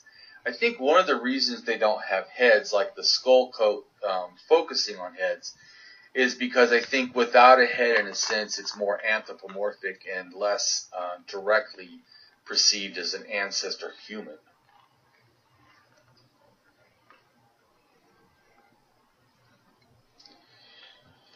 There's also possible clan leader or special male ancestor totems with similar faces to the figure from Russia, and that's 11,500 years ago, the Sinclair idol, and also Göbekli Tepe, that's 12,000 years ago, at Nevi Kori, a site in Turkey around 10,400 years ago to 10,100 years ago. And also at that same site, there is a megalithic temple and it's about 10,400 years old. And an interesting note to possible advanced society at this time, there's a cave painting in Iran that's about 11,000 to 10,000 years old, and it seems to show evidence of someone riding a horse, like horseback, and may even appear to have some kind of a reins or something. And I think this is interesting to the end that it's showing the ability to transport, things, because people transporting people on horses is a lot easier than walking. And then just think of also if the horses were used to, pull things, even at this or some early, time, you can see how the transportation of civilization and distribution of, also religion would be a lot easier, and it would have a longer reach. And there is evidence of how early agricultural communities thrived in Iran around this time of 11,000 to, like I said, 10,000 years ago. And maybe even 12,000 years ago in Iran. And to that end, in a sense, their sites do seem to have a unique province. But by around 7,000 years ago, a period which corresponds with some of the cemeteries, a once tiny village at this time was transformed and evolved into expansive urban area that paved the way for the later civilizations in the area. Bladed tools that are found in southwest Iran, which date to around 10,000 years ago, were made from obsidian that was transported from Turkey. Around 10,000 years ago, settlements in Neve Kore in Turkey were established. Around 10,000 years ago, Esiki Hoyuk was formed in Turkey. Cappadocia and central Turkey was also established around this time. Around 10,000 years ago, settlements at Sigalos in southwest Turkey are also established. Around 9,500 years ago is the establishment of Çatalhöyük. A very large Neolithic and Paleolithic settlement in south Turkey is founded. Around 9,200 years ago, Kanayu in southeast Turkey is formed. The likely domestication site for emmer wheat and the first domestication of cattle and pigs.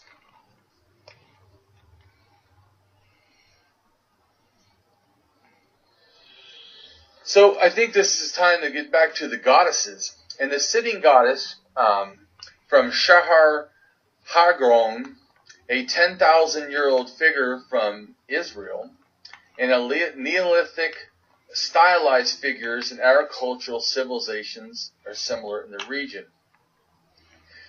This Neolithic site that it was found at is important and one of the largest in Israel.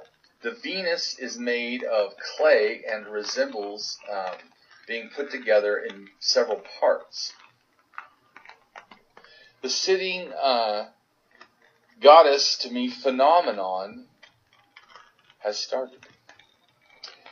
The first, in a sense, what I think for sure is a goddess on a throne, comes from that first religious, city, created city, Çatalhöyük of 9,500 years ago from south central Turkey. And to me, it's a possible proto-sable goddess known as the Great Mother or the Mountain Mother that is later seen in all over, including places like Greece, Spain, Italy. Two different styles from this early settlement. The figure seated on the throne clearly defines her as a goddess, while the more stick figure-like statuettes, evolving styles are seen to be more abstract. Might be the difference between giving birth and living. It is not unusual to see a mix of styles within cultural artifacts. There are other figurines found at the site that are painted in the Haffa style. Female figurines are found at all levels of the site, and they increase at level 6. The number and become more finely modeled. Another figure then was made in fired clay, and so the lion-headed goddesses of West Asia.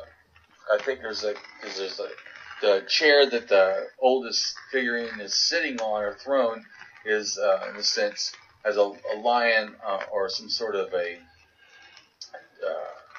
cat on each side. And the goddesses on a lion throne is abundantly attested in archaeological sites in Lebanon, Syria, Jordan, Canaan, Israel. First, we'll look at in a sense, the Phoenician scarab, showing lions' thrones as often with wings, and then actual stone thrones in ancient Lebanon, Canaanite inventories with winged sphinxes, and also Asheret enthroned with winged lionesses. This led to, in a sense, commenting on some of the biblical parallels that are found in these goddesses. The Bible I'm talking about connects to some of these goddesses. And we look at some of the goddesses in the Ant Nolan, in the sense throne goddesses, have a connection. So Çatalhöyük is the first, in a sense, religious design cities. Most homes, in a sense, had their own temple in their house, and most of the buildings seem to be somewhat communal. Anyways, it's about 9,500 years ago to 7,700 years old. There is a sitting goddess from Halcyar that's 9,000 years old from southwestern Turkey, called by many a mother goddess made of clay. It has been noted that it's a continuation at Halcyar of the goddess figurine tradition, advanced westward from Çatalhöyük. This figure also is a variance on the sitting goddess position.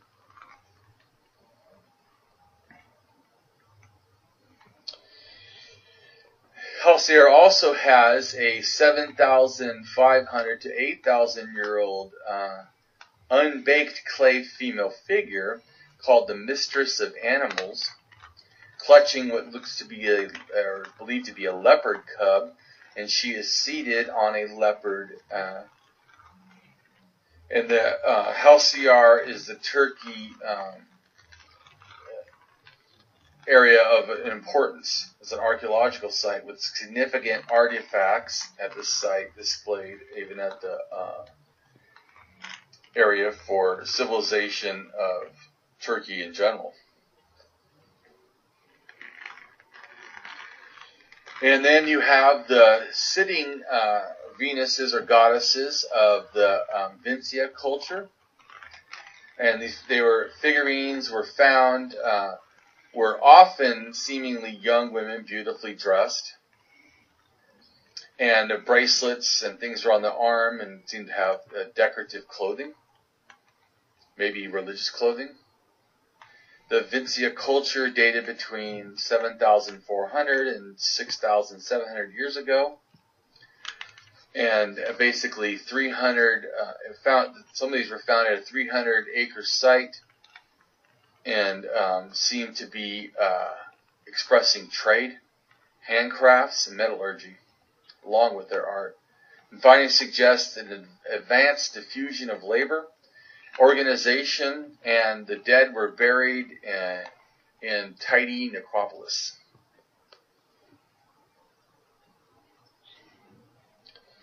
Sitting goddesses from Haifa 7,000 years ago in northern Syria border of Mesopotamia.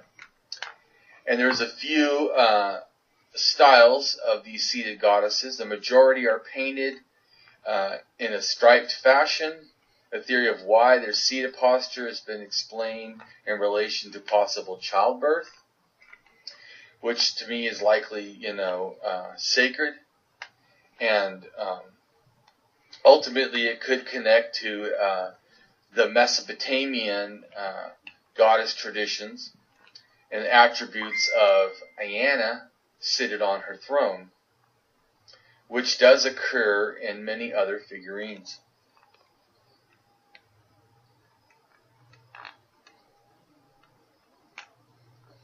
The sitting goddesses of the prehistoric religion of ancient Malta. Some of the figures have been found in Western Europe, but with yields have been much richer in sites like Egypt, the Levant, Turkey, Greece, Cyprus, and the Balkans. And some of the most early elaborate figures coming from the island of Malta. In several images, human figures display an important role, and these seemingly fat ladies are associated with the celebration of fertility, both human and agricultural.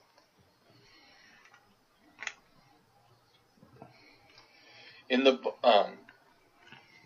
Balkans, such figures were kept in houses inside, especially constructed niches, sometimes in the walls. In Turkey, at the site of Çatalhöyük, the fine figurines of clay and stone were associated with burials of high-status people in special shrines, whereas cruder figures were found in houses. Some of the figures were even found in grain bins. During the time of agriculture became widely practiced in the Fertile Crescent. The discovery of similar figurines at far-flung sites and from desperate areas apart from each other show a long tradition of widespread prehistoric pagan religion based on the worship of mother goddesses.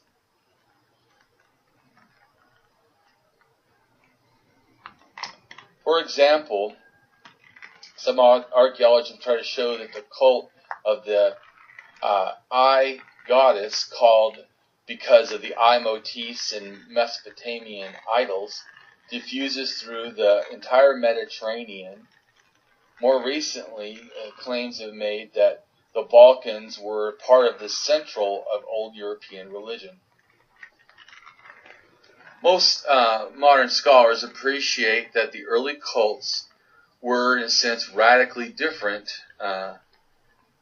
in each prehistoric society, and that the cults of the domestication life were distinct from cults of the sense of death and the burial.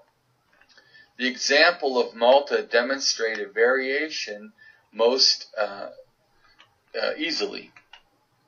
Everywhere else in the Mediterranean, the cults generally evolved simple domestic rituals.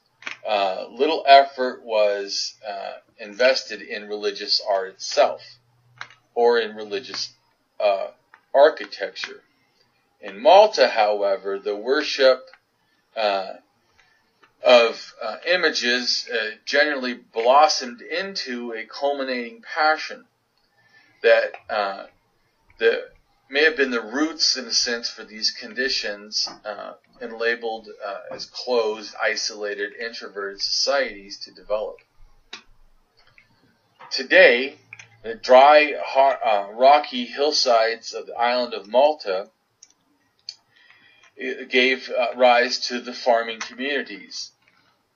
Little soil vegetation is present, and obtaining fresh water is a problem. Yet, the geographic evidence suggests that between 7,000 years ago to 5,000 years ago, a far more innovating set of inhabitants must have come there. There may have been up to 7,000 individuals that have been buried in 32 chambers of a complex of religion burial on Malta. They had been interned along with grave gifts of pots, obsidian, flint tools, jewelry consisting of beads and stone pendants, and clay and stone figures of obese women generally, and animals. One of the striking figures was that of a sleeping lady. This statuette shows a rounded female lying on her side in an elaborately woven bed. She seems clothed, garnered in skirts, and her hair is dressed in a small, neat bun. About 7,000 years ago, most burials in Egypt have a female figure that's naked placed in the grave.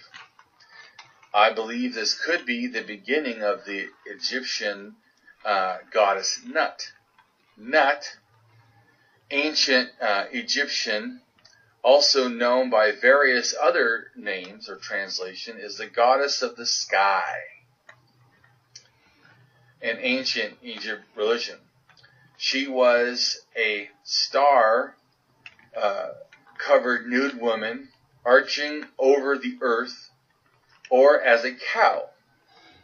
The sky goddess Nut was or has been depicted as a cow and is direct contrast to most other mythologies, which usually develop the sky father associated with the earth mother, or Mother Nature.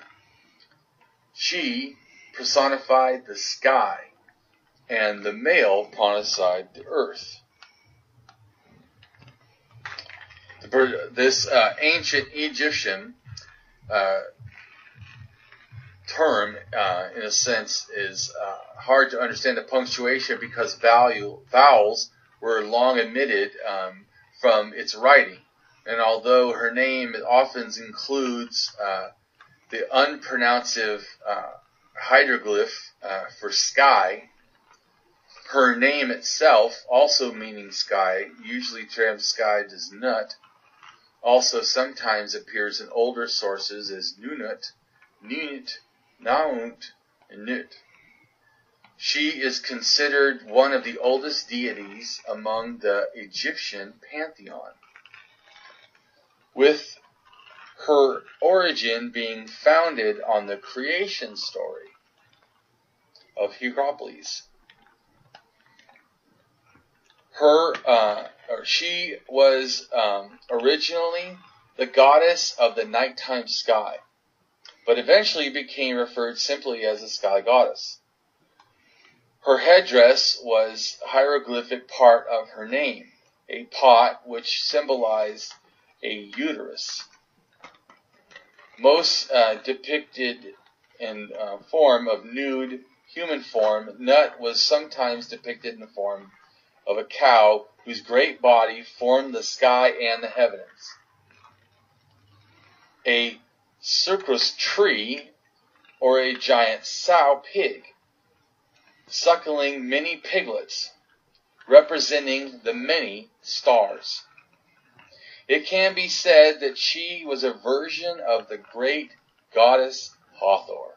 Like Hathor, she not only had death and rebirth associations, but was the protector of children and the goddess of childbirth. Part of the sitting goddess phenomenon. There's a figure that's sitting holding a child. This figure is a woman in clay sitting on a stool with an infant in her arms.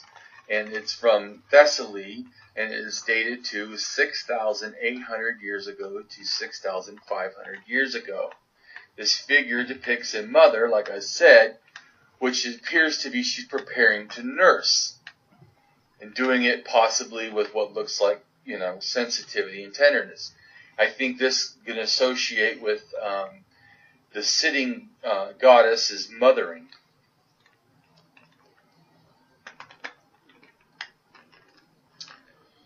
So, a map of early Neolithic Europe shows the diffusion of all these cultures and the shared connections they have. After the last ice age, most of Europe has I-1 or I-2. Old Europe, cardamom culture in Western Europe had I-1 and I-2. The dominant, in a sense, which Neolithic farmers with their J2, E1, and G added to.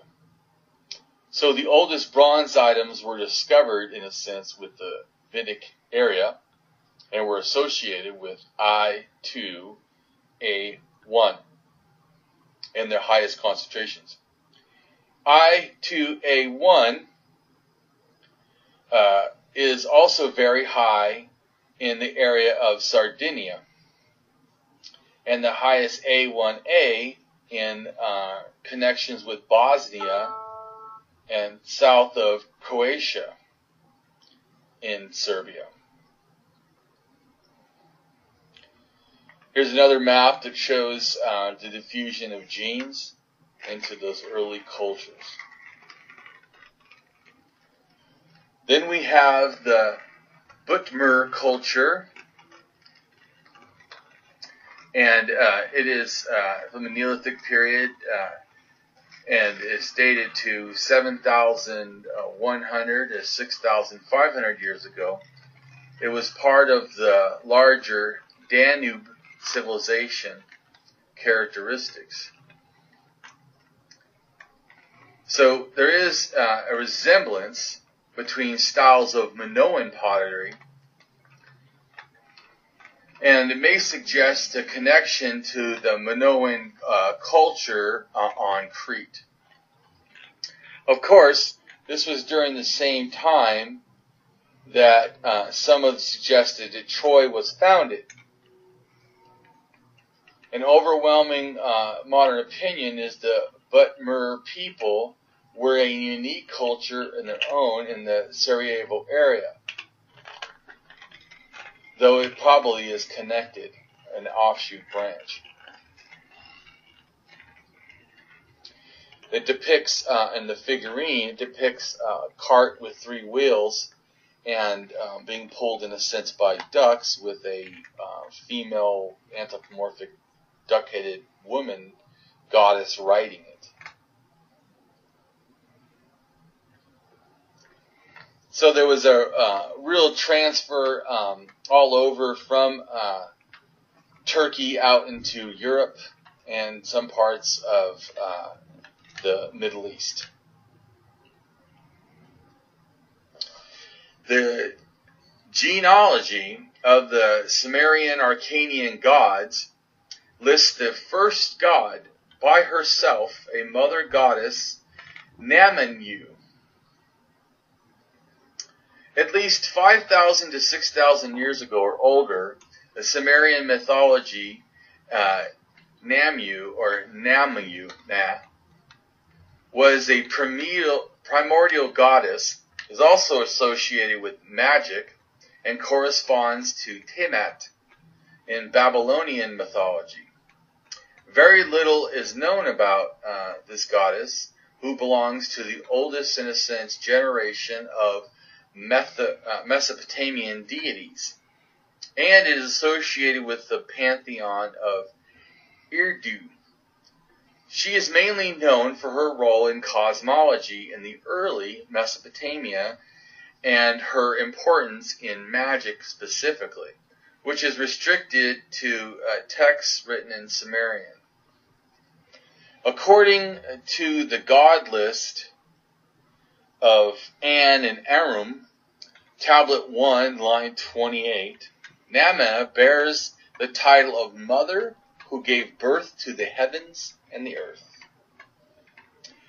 Namu is a goddess of the sea that gave birth to An, the heaven, and Ki, the earth, and the first gods, representing the freshwater ocean that the Sumerians believed lay beneath the earth, the source of life-giving water and fertility in a country with almost none to little rainfall. Namu is not well attested in Sumerian mythology. She may have been of greater importance in prehistoric times, before ink took the most of her functions. An indication of her continued relevance may be found in a name of Ur-Nammu, the founder of the third dynasty of Ur. Accordance with Neo-Sumerian mythological text, Enki and Namur, Enki, as son of An and Namu. Namu is the goddess who gave birth to the great gods. It is she who is said to have the idea of created mankind, and she who goes to wake up Enki, who is asleep, and who has to start the progression going. And Namu told him to help her son Enki. She created humans in the image of most interesting Namu as the only female prime mover in cosmological myths in antiquity.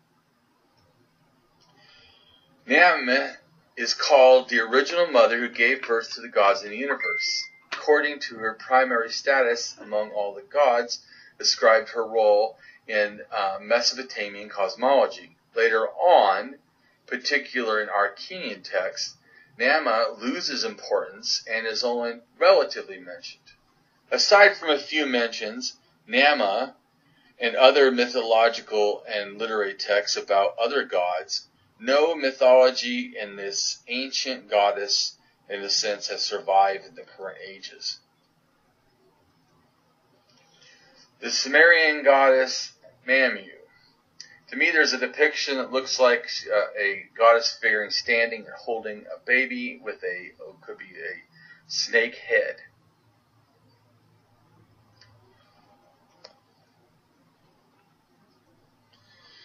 The Sumerian Venus figures, 4,300 to 3,800 years ago from Mesopotamia.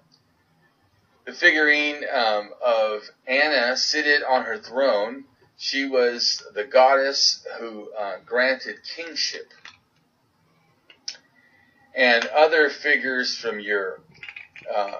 These would be representations of Anna as a very, in a sense, popular goddess. The hands on the breasts, often of the dead, give away the Venus figure. It is one that indications a statue of a great mother of the earth. And this posture of sitting became a standard across many cultures from as early as 12,000 years ago, 10,000 years ago, somewhere on there.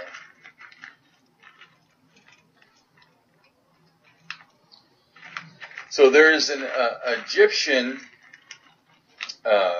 goddess who's, in a sense, sitting on a throne with Sphinx and a scepter, and she looks very similar to these other sitting goddesses. There's a drawing of that's almost exactly the same as the one from Egypt, but it's from Sicily, and it can show there may have connections with the Phoenician finds, exhibiting, in a sense, a strong Egyptian influence. And the goddess holds a lotus scepter, often seen attributed with Kisimic goddesses.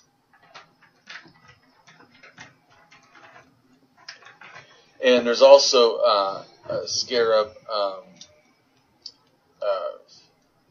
like plaque thing from Lebanon, which also has winged sun and star of Ashtar, planet Venus, and it's sitting on a throne with,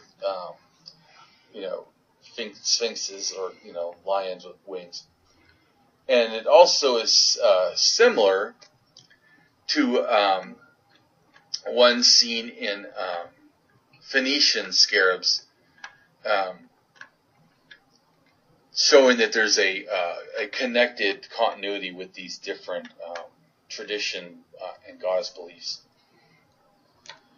Hathor was a major goddess in ancient Egypt religion who played a wide variety of roles as a sky deity.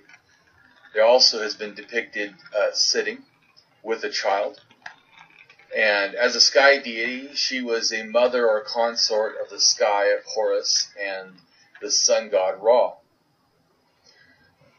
both of whom were connected with kingship, and thus she was a symbolic mother of their early representatives, the pharaohs. She was one of several goddesses who acted as the eye of Ra, or Ra's feminine side or counterpart. And this form, she was vengeful and aspects also of protection from his enemies.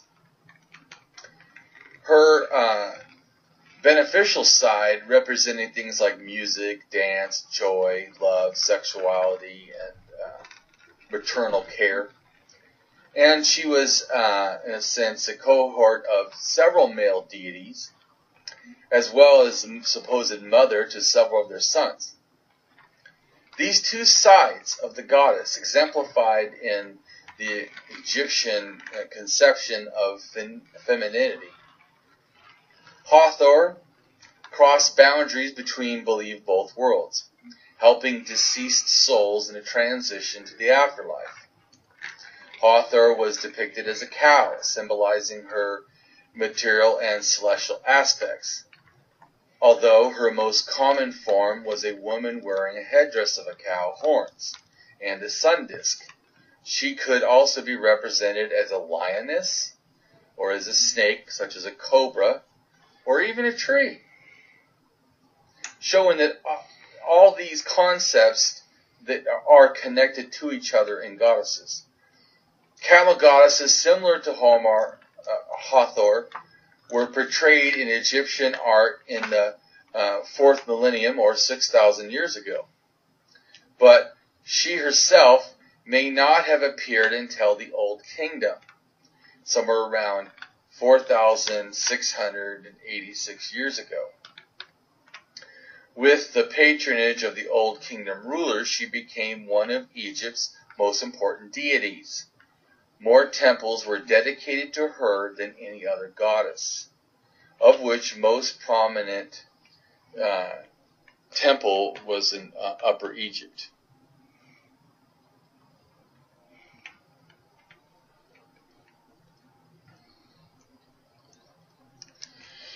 So there's a real distribution of goddess that seem to connect from the beginning almost of the distribution of goddesses and till its full emergence.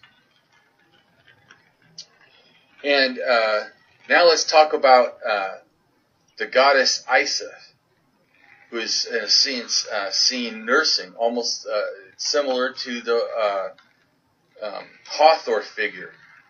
And Isis is seen, nursing Horus, and it dates to around 2,700 years ago. Isis is treated as the mother of Horus, even in the earliest copies of the pyramid text. Isis is also known for her magical powers. Similar to other sky goddesses, many of the roles Isis required gave her an important position in the sky. Passages in the pyramid text connect Isis closely with Sopdet, the goddess representing the star of Sirius, whose relationship with her husband in the constellation of Orion. Seeming evidence of this universal goddess phenomenon, in Ptolemaic times, Isis' sphere of influence could include entire cosmos, as the deity that protected Egypt and supposedly endorsed its kings. She had power over thus all nations, and power over the rain and the natural world itself. There are hymns that call her the ruler of the sky, and says she goes out and expands her authority. So it is a climax of her domination encompassing the sky, earth. It is said that her powers over nature nourishes humans, the blessed dead, and the gods. Other Greek language hymns call her the beautiful essence of all the gods. In the course of Egyptian history, many deities, major and minor, have been described in similar terms, possibly showing this universal connection.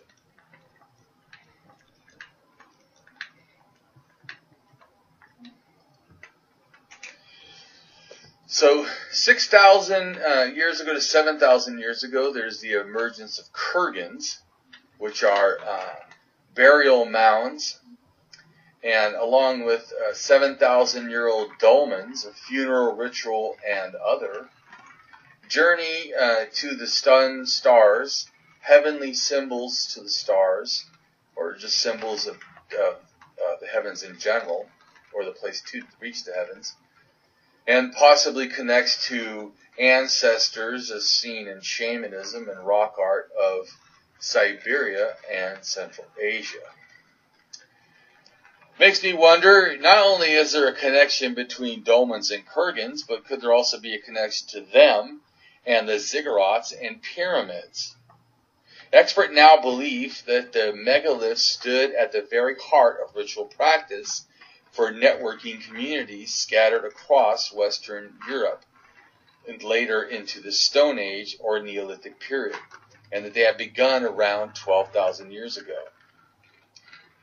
Their function was both earthly and celestial, a focus on rites concerning the movement of what are believed to be heavenly bodies across the sky, and a memorial to communicate with the community's ancestors, a way of knowing the seasons, and just to create awe-inspiring sights. Dolmens, generally single-chamber ritual megaliths, date from around 7,000 to 6,000 years ago, likely emerging in Brittany, northern France. Kurgans, in a sense, burial mounds over a burial chamber, are around 7,000 to 6,000 years ago, likely emerging from Siberia or the Cossacks, and certainly by the Cossacks dated by 6,000 years ago. Except it seems there have been pre-Kurgan mounds in Siberia in the Novosibirsk region dating to around 7,000 years ago. Ziggurats multi-platform temples date to around 4,900 years ago, and seeing the emergence of Tel al-Yubrid is a typical site as a early dynastic temple. Pyramids are, in a sense, multi-platformed or mountain-like tombs dating to around 4,700 years ago, likely emerged from Gris el-Mur or Sabrakir, only several hundred feet west of the Step Pyramid and the Buried Pyramid.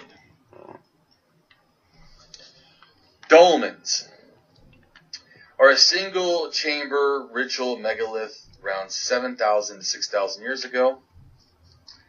And astronomers have been exploring what might be described as the first astronomical observation tool, which a dolmen would be in some context.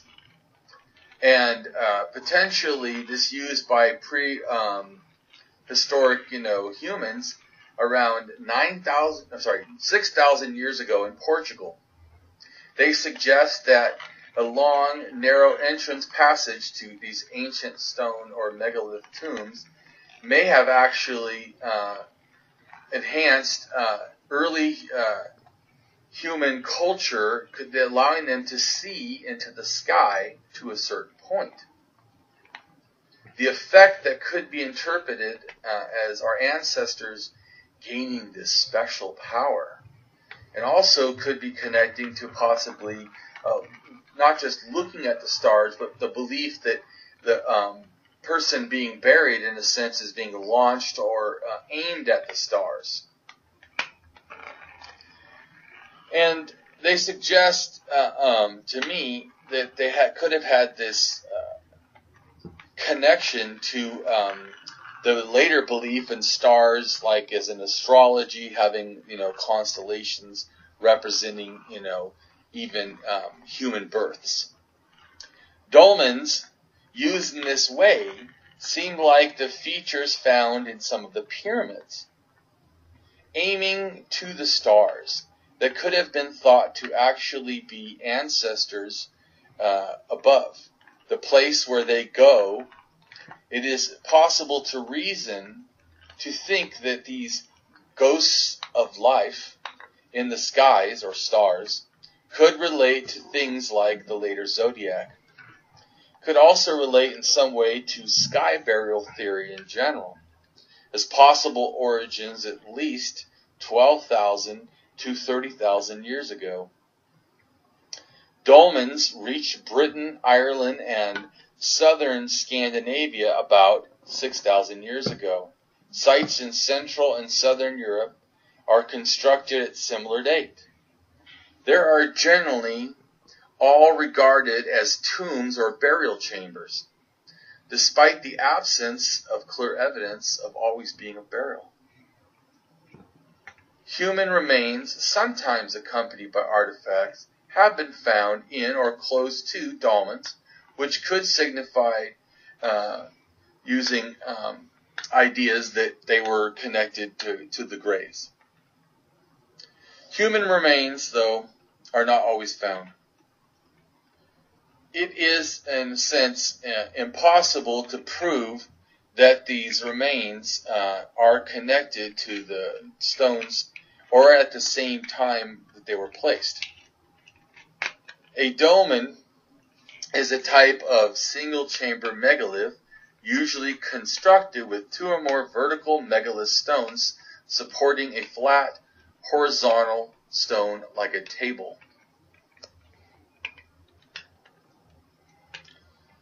Kurgans, in a sense, burial mounds over, in a sense, a burial chamber, 7,000 to 6,000 years ago, likely, like I said, emerging first in Siberia and then in the Cossacks. I think they could have some religious thinking transfer to things like the pyramids, and maybe even things like the ziggurats, the multi-platform temples.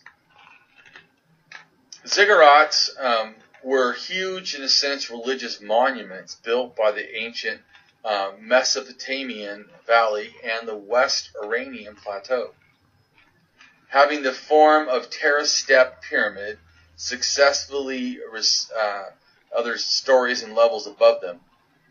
There are 32 ziggurats known at or in near Mesopotamia.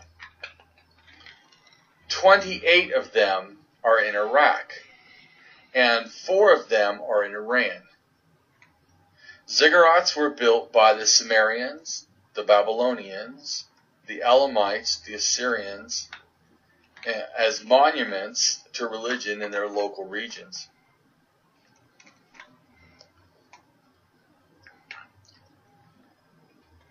The probable precursors of the ziggurats and temples supported platform terrace date to the Ubic period, about 6,000 years ago.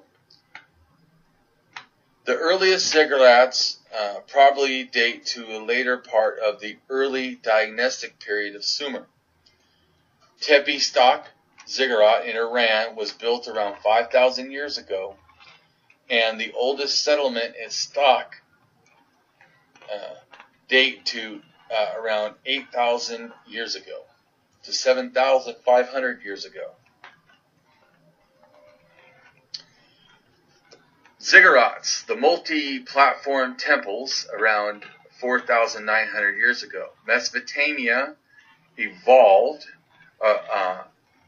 in a sense, their ideas around their gods, and so naturally the home of the gods, the ziggurats, on earth are formed. The movement towards this urbanization began based upon the analysis of grave goods as one increasingly polarized social stratification and the decreasing of the equalitarianism before, which has been described as a trans-egalitarian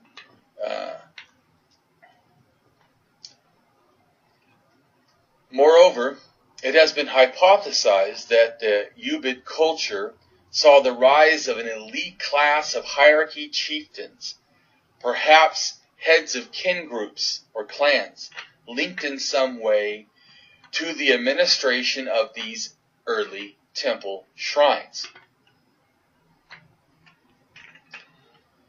Like the temple of Sumerian mother goddess Nimhag, like the temple at Kaladhai, this too is surrounded by oval-shaped enclosure walls.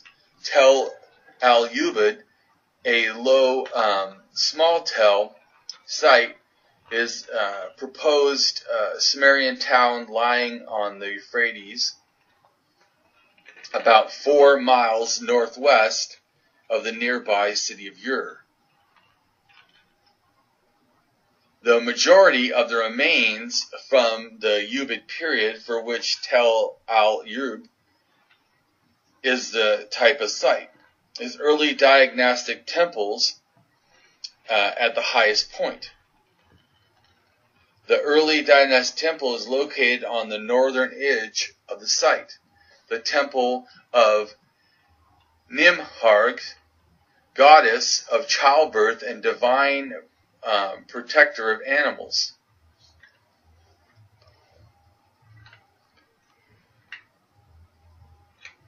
Enshrined at a time when the Sumerian cities were nearing their height of power and influence, the temples featured 8 large copper-sheathed lions guarding the entrance. The inside of the structure were decorated with elegant reliefs inlaid in red limestone and mother of pearl, and the summit was a cleared oval similar to that of others. The walls surrounding the temple was built by Ur, third emperor. Also found at Tel al-Yub was the lower levels of Tel held smaller houses made from reeds that dated from an earlier period with similar huts along with primitive pottery.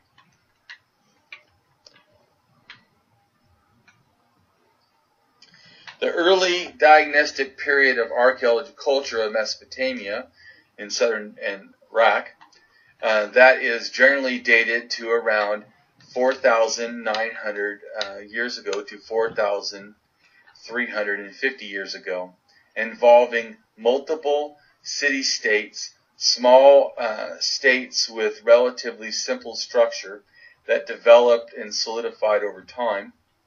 It was the development ultimately led to a unification of much of Mesopotamia under the rule of Sargon, the first monarch of the Akkadian Empire. Despite the political fragmentation, such city-states shared a relatively homogeneous material and religious culture. The early dynastic period in Iraq generally is dated to 4,900 years ago.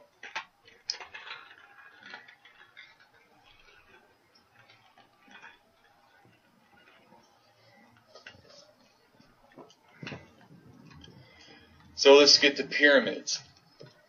So pyramids are multi-platform tombs dated to around 4,700 years ago. Pyramids, like the pyramids of Djoser, a step pyramid, or a proto-pyramid with the levels on four sides. The step pyramid is the only pyramid in the Old Kingdom that 11 of the king's daughters were buried aside. The pyramid of Djoser was built for the burial of the pharaoh of Djoser, intended to hold his mummified body. There were the oldest type of Egyptian pyramids and were the precursors for what we now consider the true pyramids, built with more smooth sides.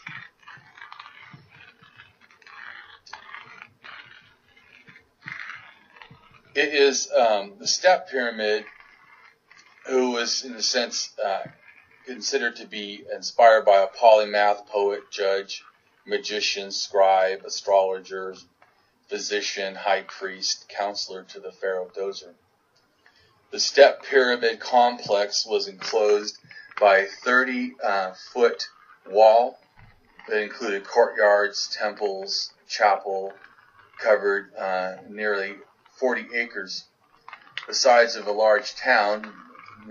This was about around 5,000 years ago. As an earlier tombs of the step pyramid chambers are underground, hidden by a maze of tunnels, probably to discourage grave robbers.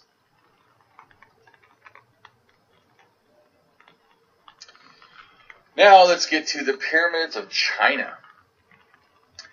Pyramids of China are pyramidal-shaped tomb structures. I think also connect to kurgans. In Inner Mongolia region of northern China, Chinese archaeologists have discovered pyramids which have dated to around or more than 5,000 years ago. Archaeologists have also suggested that a three-step pyramid belonging to the Hong San culture period of around 5,000 to 6,000 years ago during the Stone Age. It was the top of the pyramid. The archaeologists found several tombs and the ruins of an altar. Interesting, because in a sense, pyramids in Egypt are just relatively tombs, whereas ziggurats are relatively not tombs, but actually like altars or places of worship. And so it's interesting that in China we see one at an older date acting as both, or possibly both. Also found were many fragments of broken carved pottery and Chinese characters. They have discovered bone flutes and a stone ring and a life-size sculpture of a goddess. The term Chinese pyramid refers to pyramidal structure shapes in China. Most ancient are burial mounds built to house the remains of several of the early emperors of China and their imperial relatives. Sounds almost like Egypt. About 38 of them are located northwest in Exin, Qinghai province. Most fragments are from the first Qin emperor.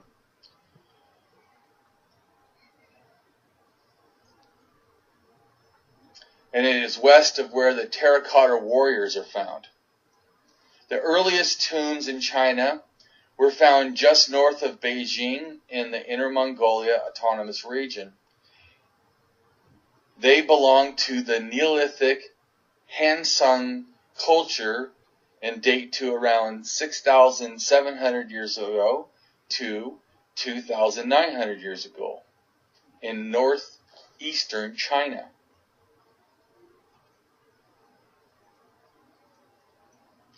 The Han Sung culture is known for its jade pig dragons and other dragons. Clay figurines, including figurines of pregnant women, have also found throughout site. Small copper rings were excavated. Origin of the bronze in China indicate they contained lead with high things that connect to the Yellow River, and around 3,400 years ago. Discoveries of an underground temple complex, which a hidden altar also containing charms. The temple was constructed of stone platforms and paneled walls.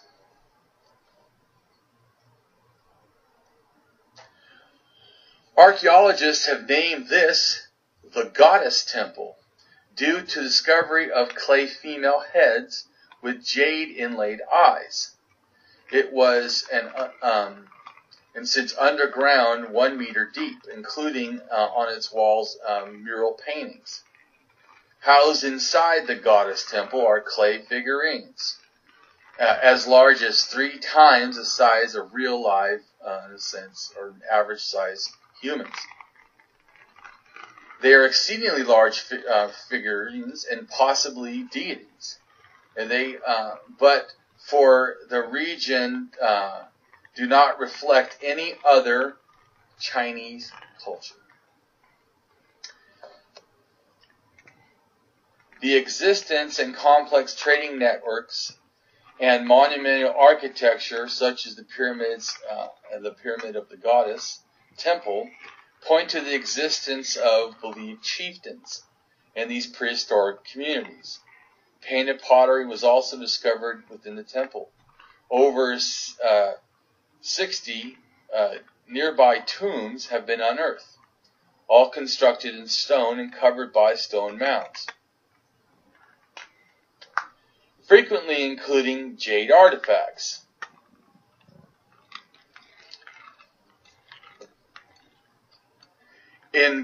Entombed inside were sculptures also of dragons and tortoises.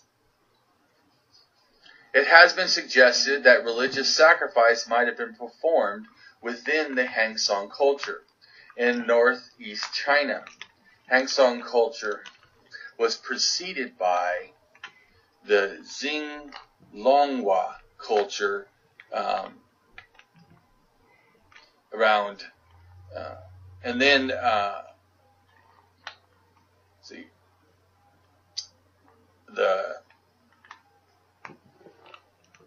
Inxil culture and the Zahabawu culture, which may have been contemporary or a little later. The Yang Sanghu culture was in the larger area contemporary with the Han Sang culture.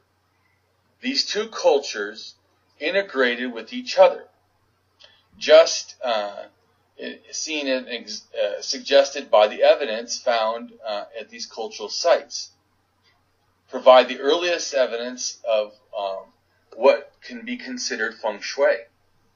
The presence of both round and square shapes at the Hung Sung Cultural Ceremonial Center suggests early presence, in a sense, of a kind of a cosmological round heaven and square earth ideas.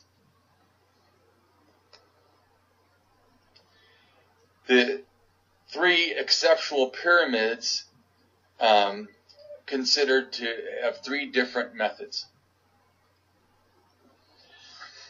DNA analysis shows that 6,500 years ago, human remains from Israel point to origins of ancient culture connected to southern waves of migrants from Turkey, as well as a little bit from the Zagros Mountains of Iran.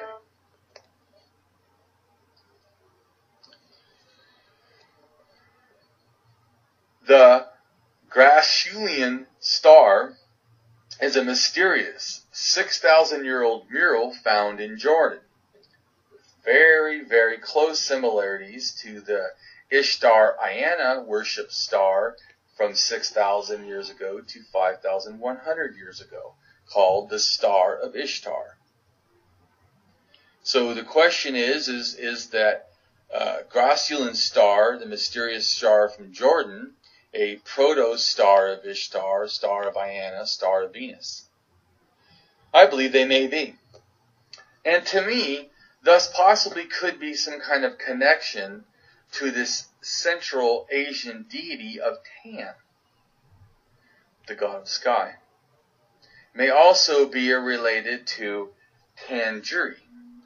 Goddesses Ishtar and Ayana were worshipped in Sumer at least as early as the Yug period of 6,000 years ago to 5,100 years ago. Speaking about the people that created the mysterious star in Jordan, in a sense, this was made at a time before people were writing, in a sense, and everyone at the time was kind of more hunting and gathering and in small farming villages. The figurines there are painted with black and brown and red, white and yellow. In a sense, they are features, that also seem to have a color relationship to the stars. Grasulian refers to a culture, archaeological stage during the middle and late Copper period in southern Levant, anywhere from 6,400 years ago to 5,500 years ago. This type of site is located in eastern Jordan Valley near the north edge of the Dead Sea. The Grasulian stage was characterized by small hamlets and settlements of mixed farming peoples who had immigrated north and settled in the southern Levant. Today, Jordan, Israel, Palestine, peoples of the Bir Shirba culture, a Grasulian subculture, lived in underground dwellings, a unique phenomenon in the archaeological history of the region. Or they lived in houses that were trapezoidal shaped, built of mud bricks, who were often built partially underground. and they had remarkable shapes paintings on the walls. The pottery was highly elaborate, including footed bowls that were horn-shaped and drinking goblets, indicating the civilization was also into drinking wine. Several samples display the use of clay covering and paint when it was still wet. The culture used stone tools. It also smelted copper. Funerary customs show evidence that they were buried the dead in stone dolmens, and also practiced secondary burial as seen in skull cults.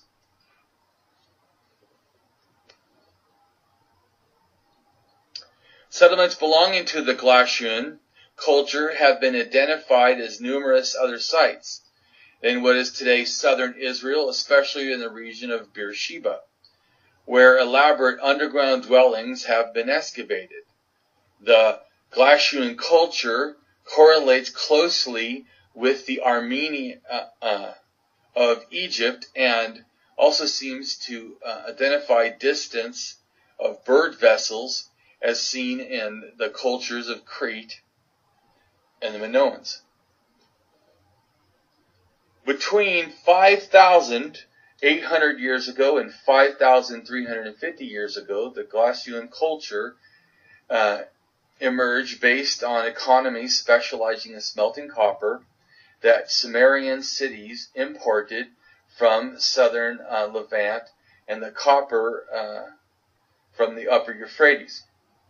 The Glacians also erected dolmen monuments and similar megalith burial structures found not only in Western Europe, but also connected to the Western Cossacks. And in the Western Cossacks, and interesting things, there's a distribution of dolmen sites that almost looks like the 12 constellations of the zodiac. Anyways, an unexpected link for the Uruk depressions of the Cossacks has been suggested. The fine metalwork discovered includes craftsmen in a period that could stretch from 7,000 to 5,500. And there's niches of burial in a protected valuable cultural artifacts, possibly in a sense from temple sites.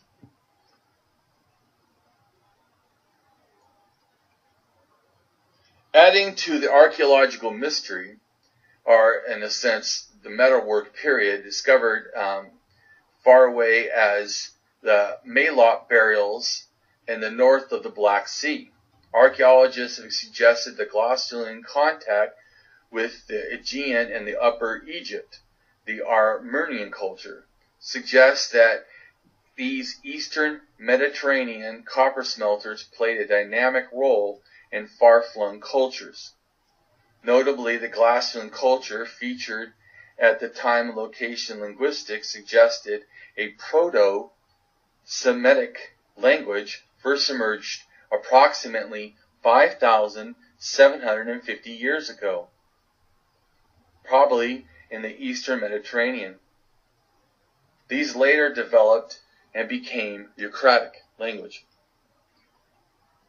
Phoenician, and Hebrew language, spoken not only in Canaan but throughout the Mediterranean, Arabian Peninsula, and the Horn of Africa.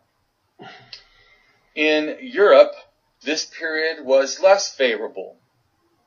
The old European civilization dissolved between 5,500 and 5,200 years ago.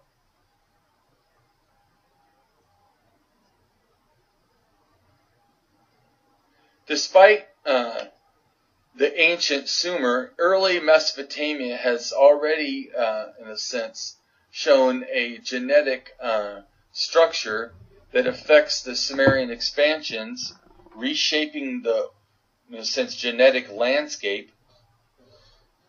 However, the potential urban centers using technology toolkits suggest that Sumer might have played a formative role in the West Eurasian history.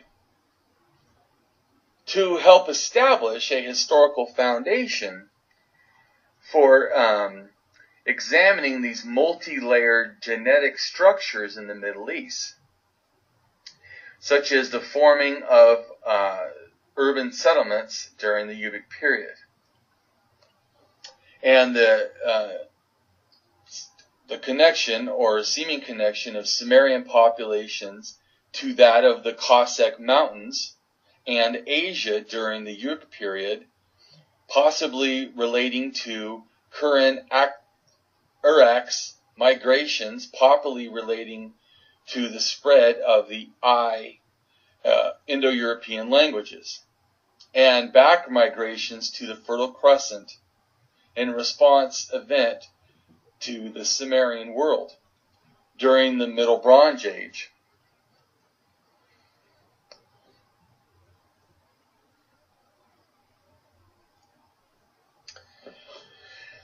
Now, the graviton, that star related to the star of Ishtar. And Ishtar is an Akkadian, Sumerian, what would be Iana, in Mesopotamian religion.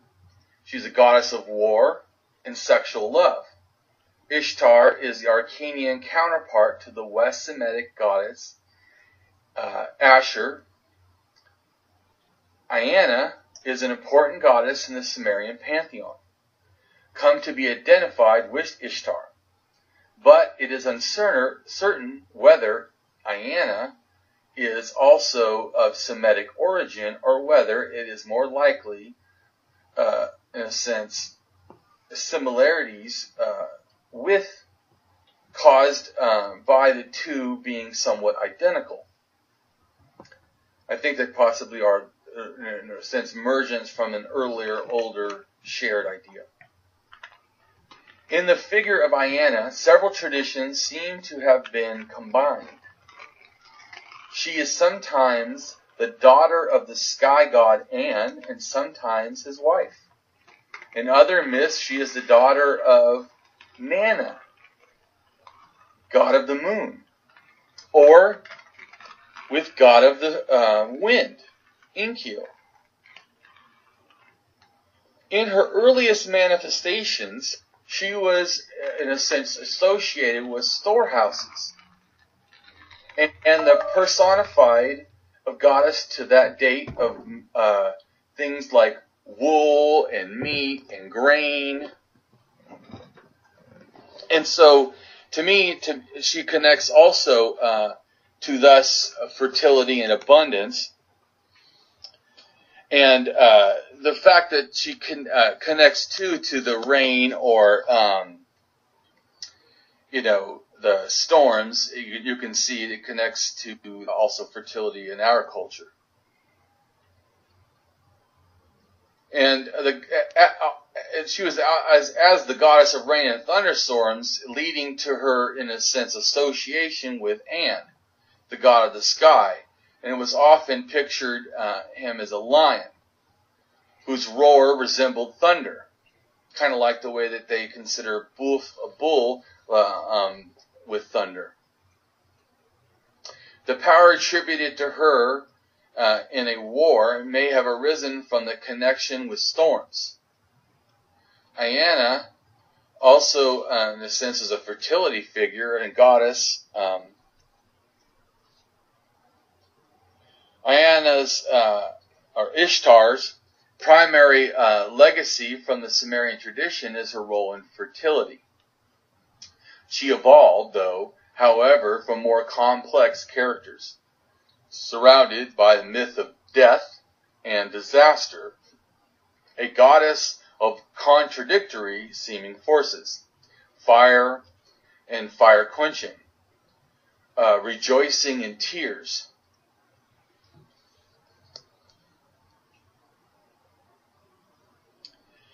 The Akkadian Ishtar is also, to a greater extent, in the sense, a deity associated with the planet Venus. With Shamash, the sun god, and Sin, the moon god, she forms the secondary ancestral, in a sense, triad. Her popularity was universal in the ancient Mideast, and in many cultures worshipped, presumably in numerous local goddess names. In later myths, she was known as the Queen of the Universe, taking on the powers of An, Il, and Ikki. The Sumerian goddess Iana, later called in Babylonian Ishtar. Iana was queen of the heaven. Iana appears in more myths than any other Sumerian deity. Many of her myths involve her taking over domains of other deities. Queen of Heaven was a title given to a number of ancient sky goddesses, worshipped throughout the ancient Mediterranean and Near East during ancient times. Goddesses known to have been referred to by this title include Iana, Arat, Isis, Ishtar, and possibly Ashur by the prophet Jeremiah. In Greco-Roman times, Hera and her Roman aspect Juno bore this title. Forms and the content of worship varied.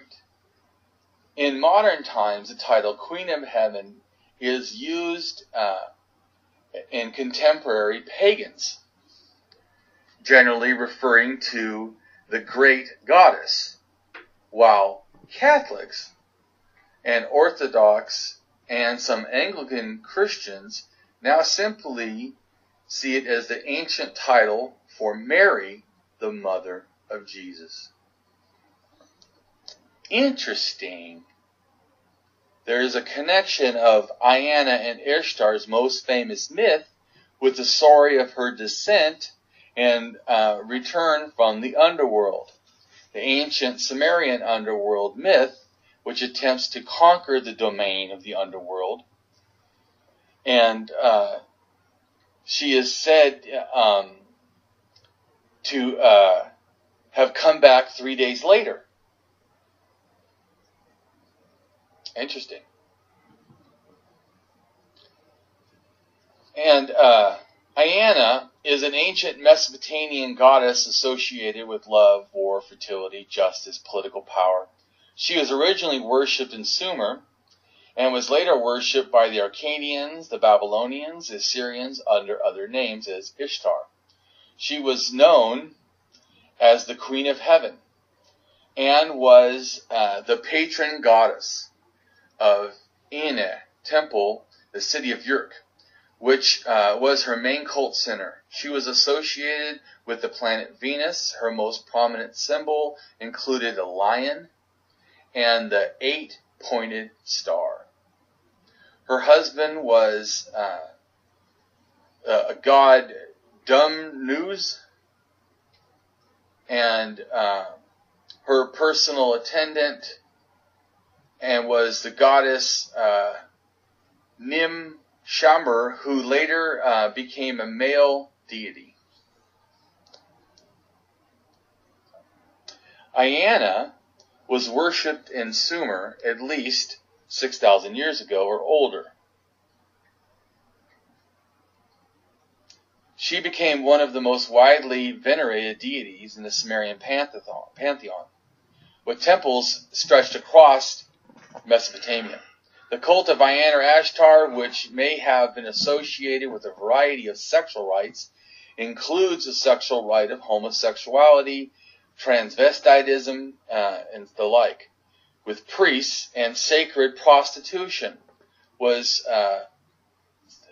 continued by the East Semitic-speaking peoples who succeeded the Sumerians in the region, she was especially beloved by the Assyrians, who equated her to become the highest deity in their pantheon, ranking above their own national god.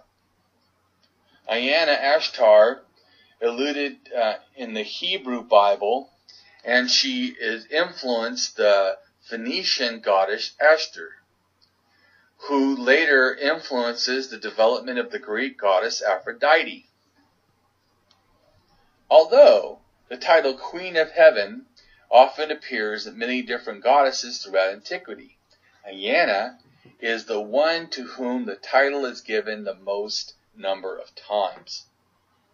In fact, Inanna's name is commonly derived from Nin Anna, which literally means Queen of Heaven. In ancient Sumerian, it comes into the words of Nin, meaning lady, and An, meaning sky. Although the cuneiform sign for her name is historically a figure of the two. In several myths, Inanna becomes described as being the daughter of Nina, an ancient Sumerian goddess of the moon. In other texts, however, she's described as something else. There is a thing where she replies in the underroom, I am Inanna, Queen of Heaven, on my way to the east. Her cult was deeply embedded in Mesopotamia and also among the Canaanites to the west.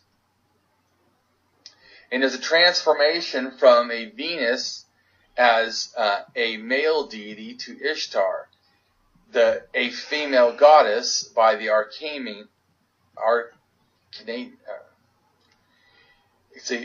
in the link with Ishtar, Tamazight, and others, like Sebel, in a sense, could be all part of a great mother goddess cult. The goddesses, the Queen of Heavens, who worshipped and Jeremiah so vehemently opposed, many have been possible Ashtar. Ashtar is the name of the goddess as known from the northwest Semitic regions, in origin and function to the goddess of Ishtar in Mesopotamian texts. Another translation is Ashtar. Another name for the goddess include the Hebrew Ashtaru. Eucratic deities. So about 5,600 years old tomb with a male burial figure, possibly a god, and other artifacts along with one of the first mummies that predates the first dynasty pharaohs.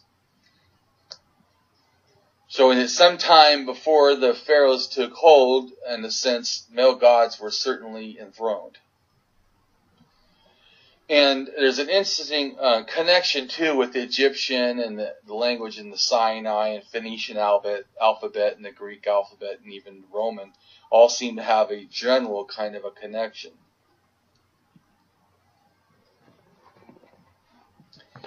In the Egyptian society, in a sense, was social hierarchy mixed with religion and government and culture. And the Mesopotamian social hierarchy mixed religion, government, and culture also.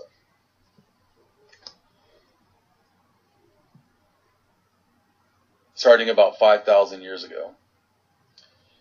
So there's a humped bull figure with shaped horns and an axe-wielding, looks like a man, and a nearby man being struck down with an axe at rock paintings in ancient Indus motifs, Indus Valley, like Pakistan and India. Depictions of bulls with decorated horns constitute the prominence of Indus figures, especially for the Copper Age rock art. from around 4,500 years ago in the Indus period. The hump bull obviously held a potential religious symbolism.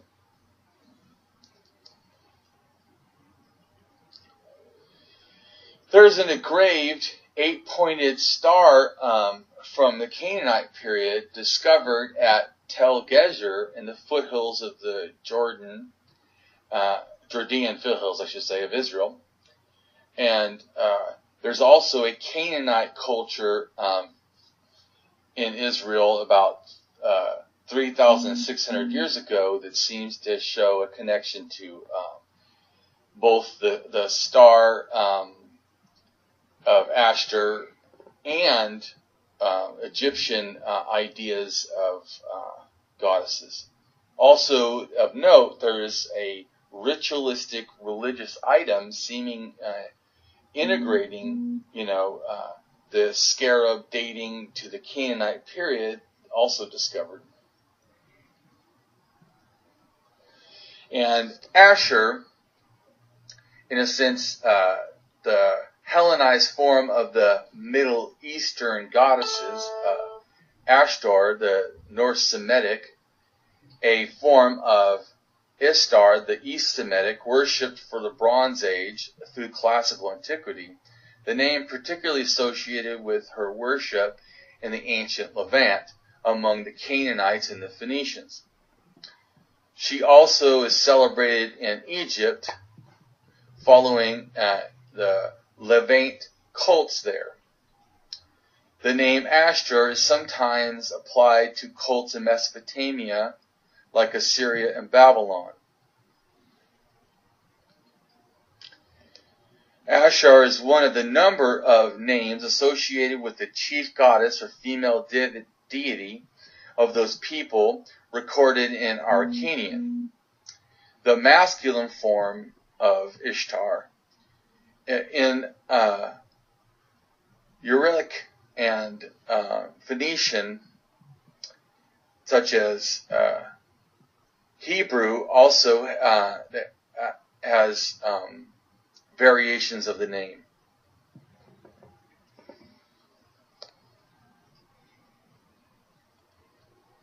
And then there's stuff found in the Indus Valley dated to about 5,000 to 4,000 years ago, which seems to symbolize the victory over animal nature or over animals or a bull. And there's an interesting correlation, I think, because in a sense, Hebrew name of God means, in a sense, El, the basic form of God meaning strength, mighty, or power.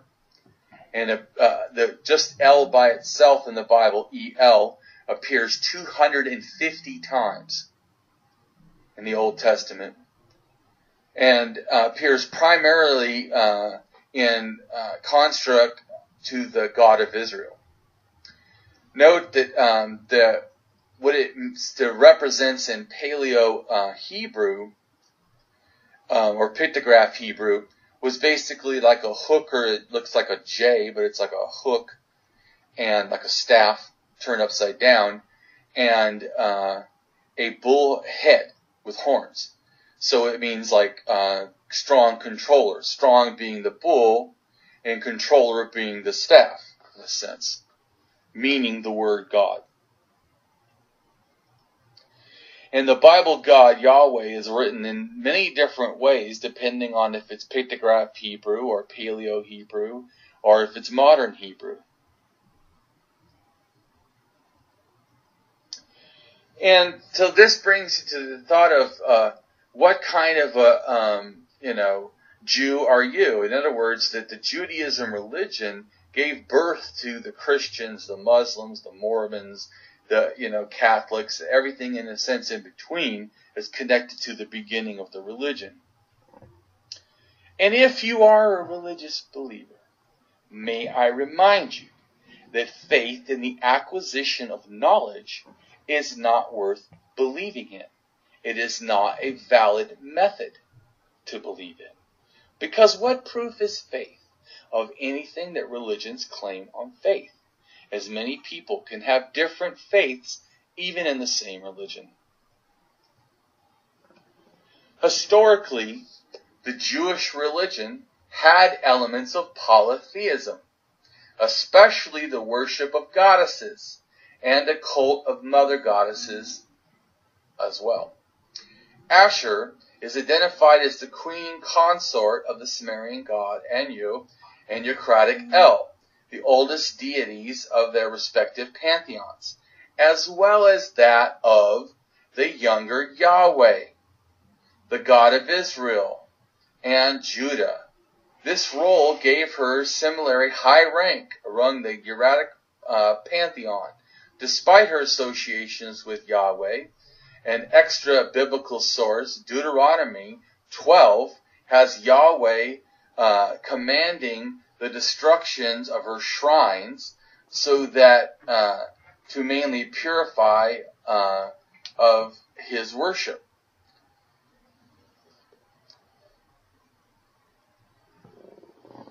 Which, like Elet means goddess, is clearly associated with Ashur and the Phoenician history, because the same common epithet, Eleth, a goddess par excellence, was used to describe her in Eucratic.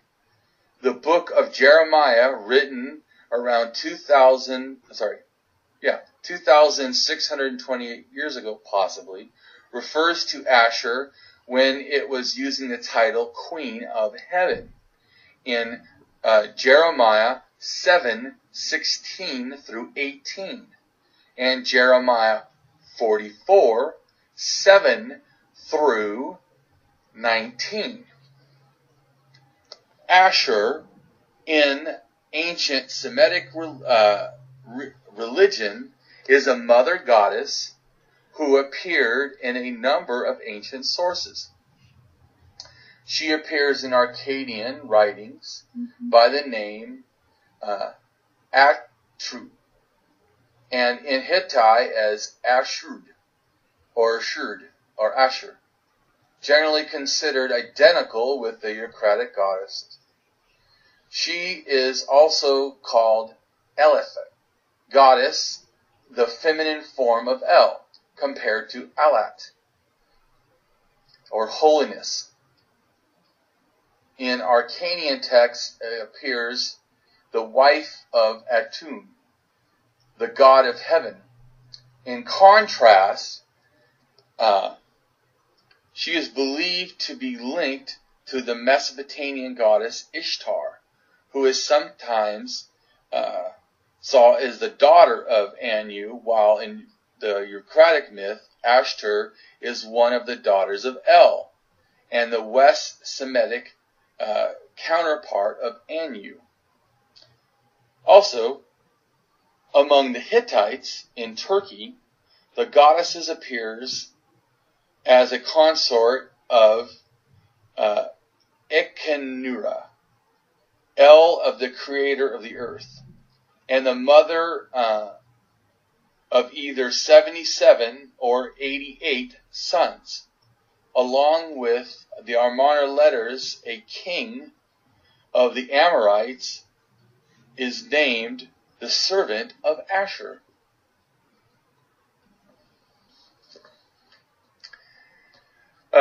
There is a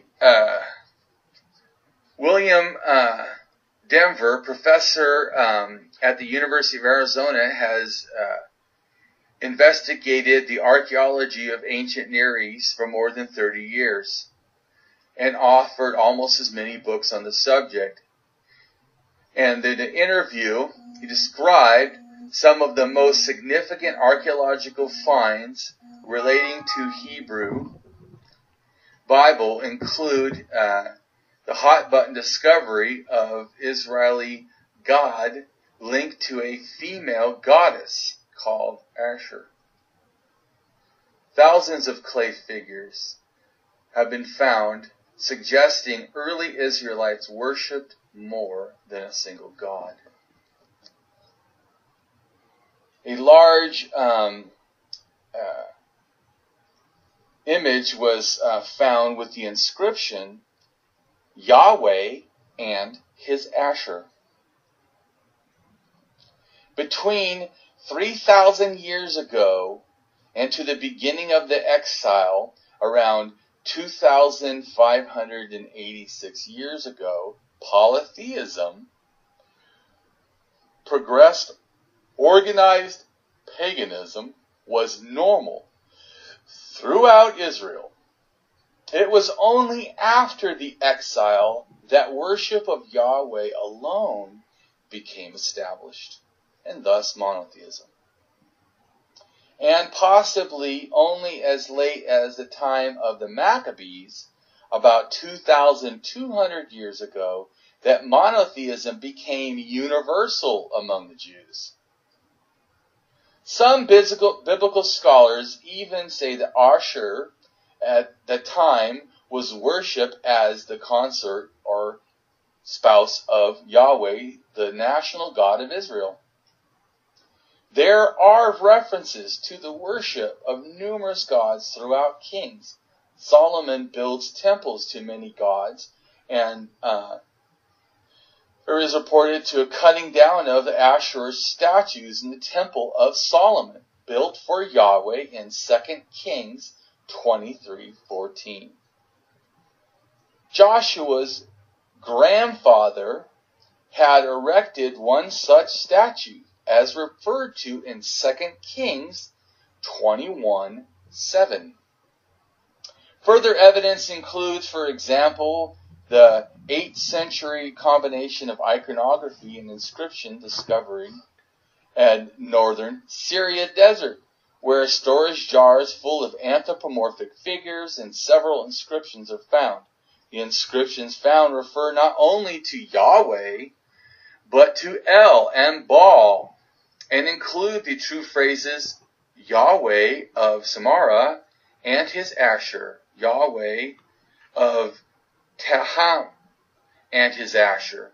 The reference to the capital of Israel and the capital in Edom suggests that Yahweh had a temple in Samarna, while raising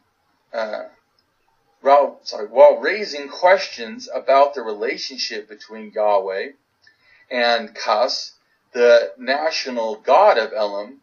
The Asher was most likely a cultic object, although the relationship with this object has sometimes been signified in connection to trees. To Yahweh and to the goddess Asher, his consort, El, is unclear. It has been suggested that the Israelites might have considered Asher as a consort of Baal due to the anti-Asher iconography, which was influenced by the history in the Bible at later periods of the monarchy. Another inscription called Yahweh and his Asher appears a cow feeding a calf. If Asher is associated with Hathor, it can be assumed that the cow that is being referred to is Asher.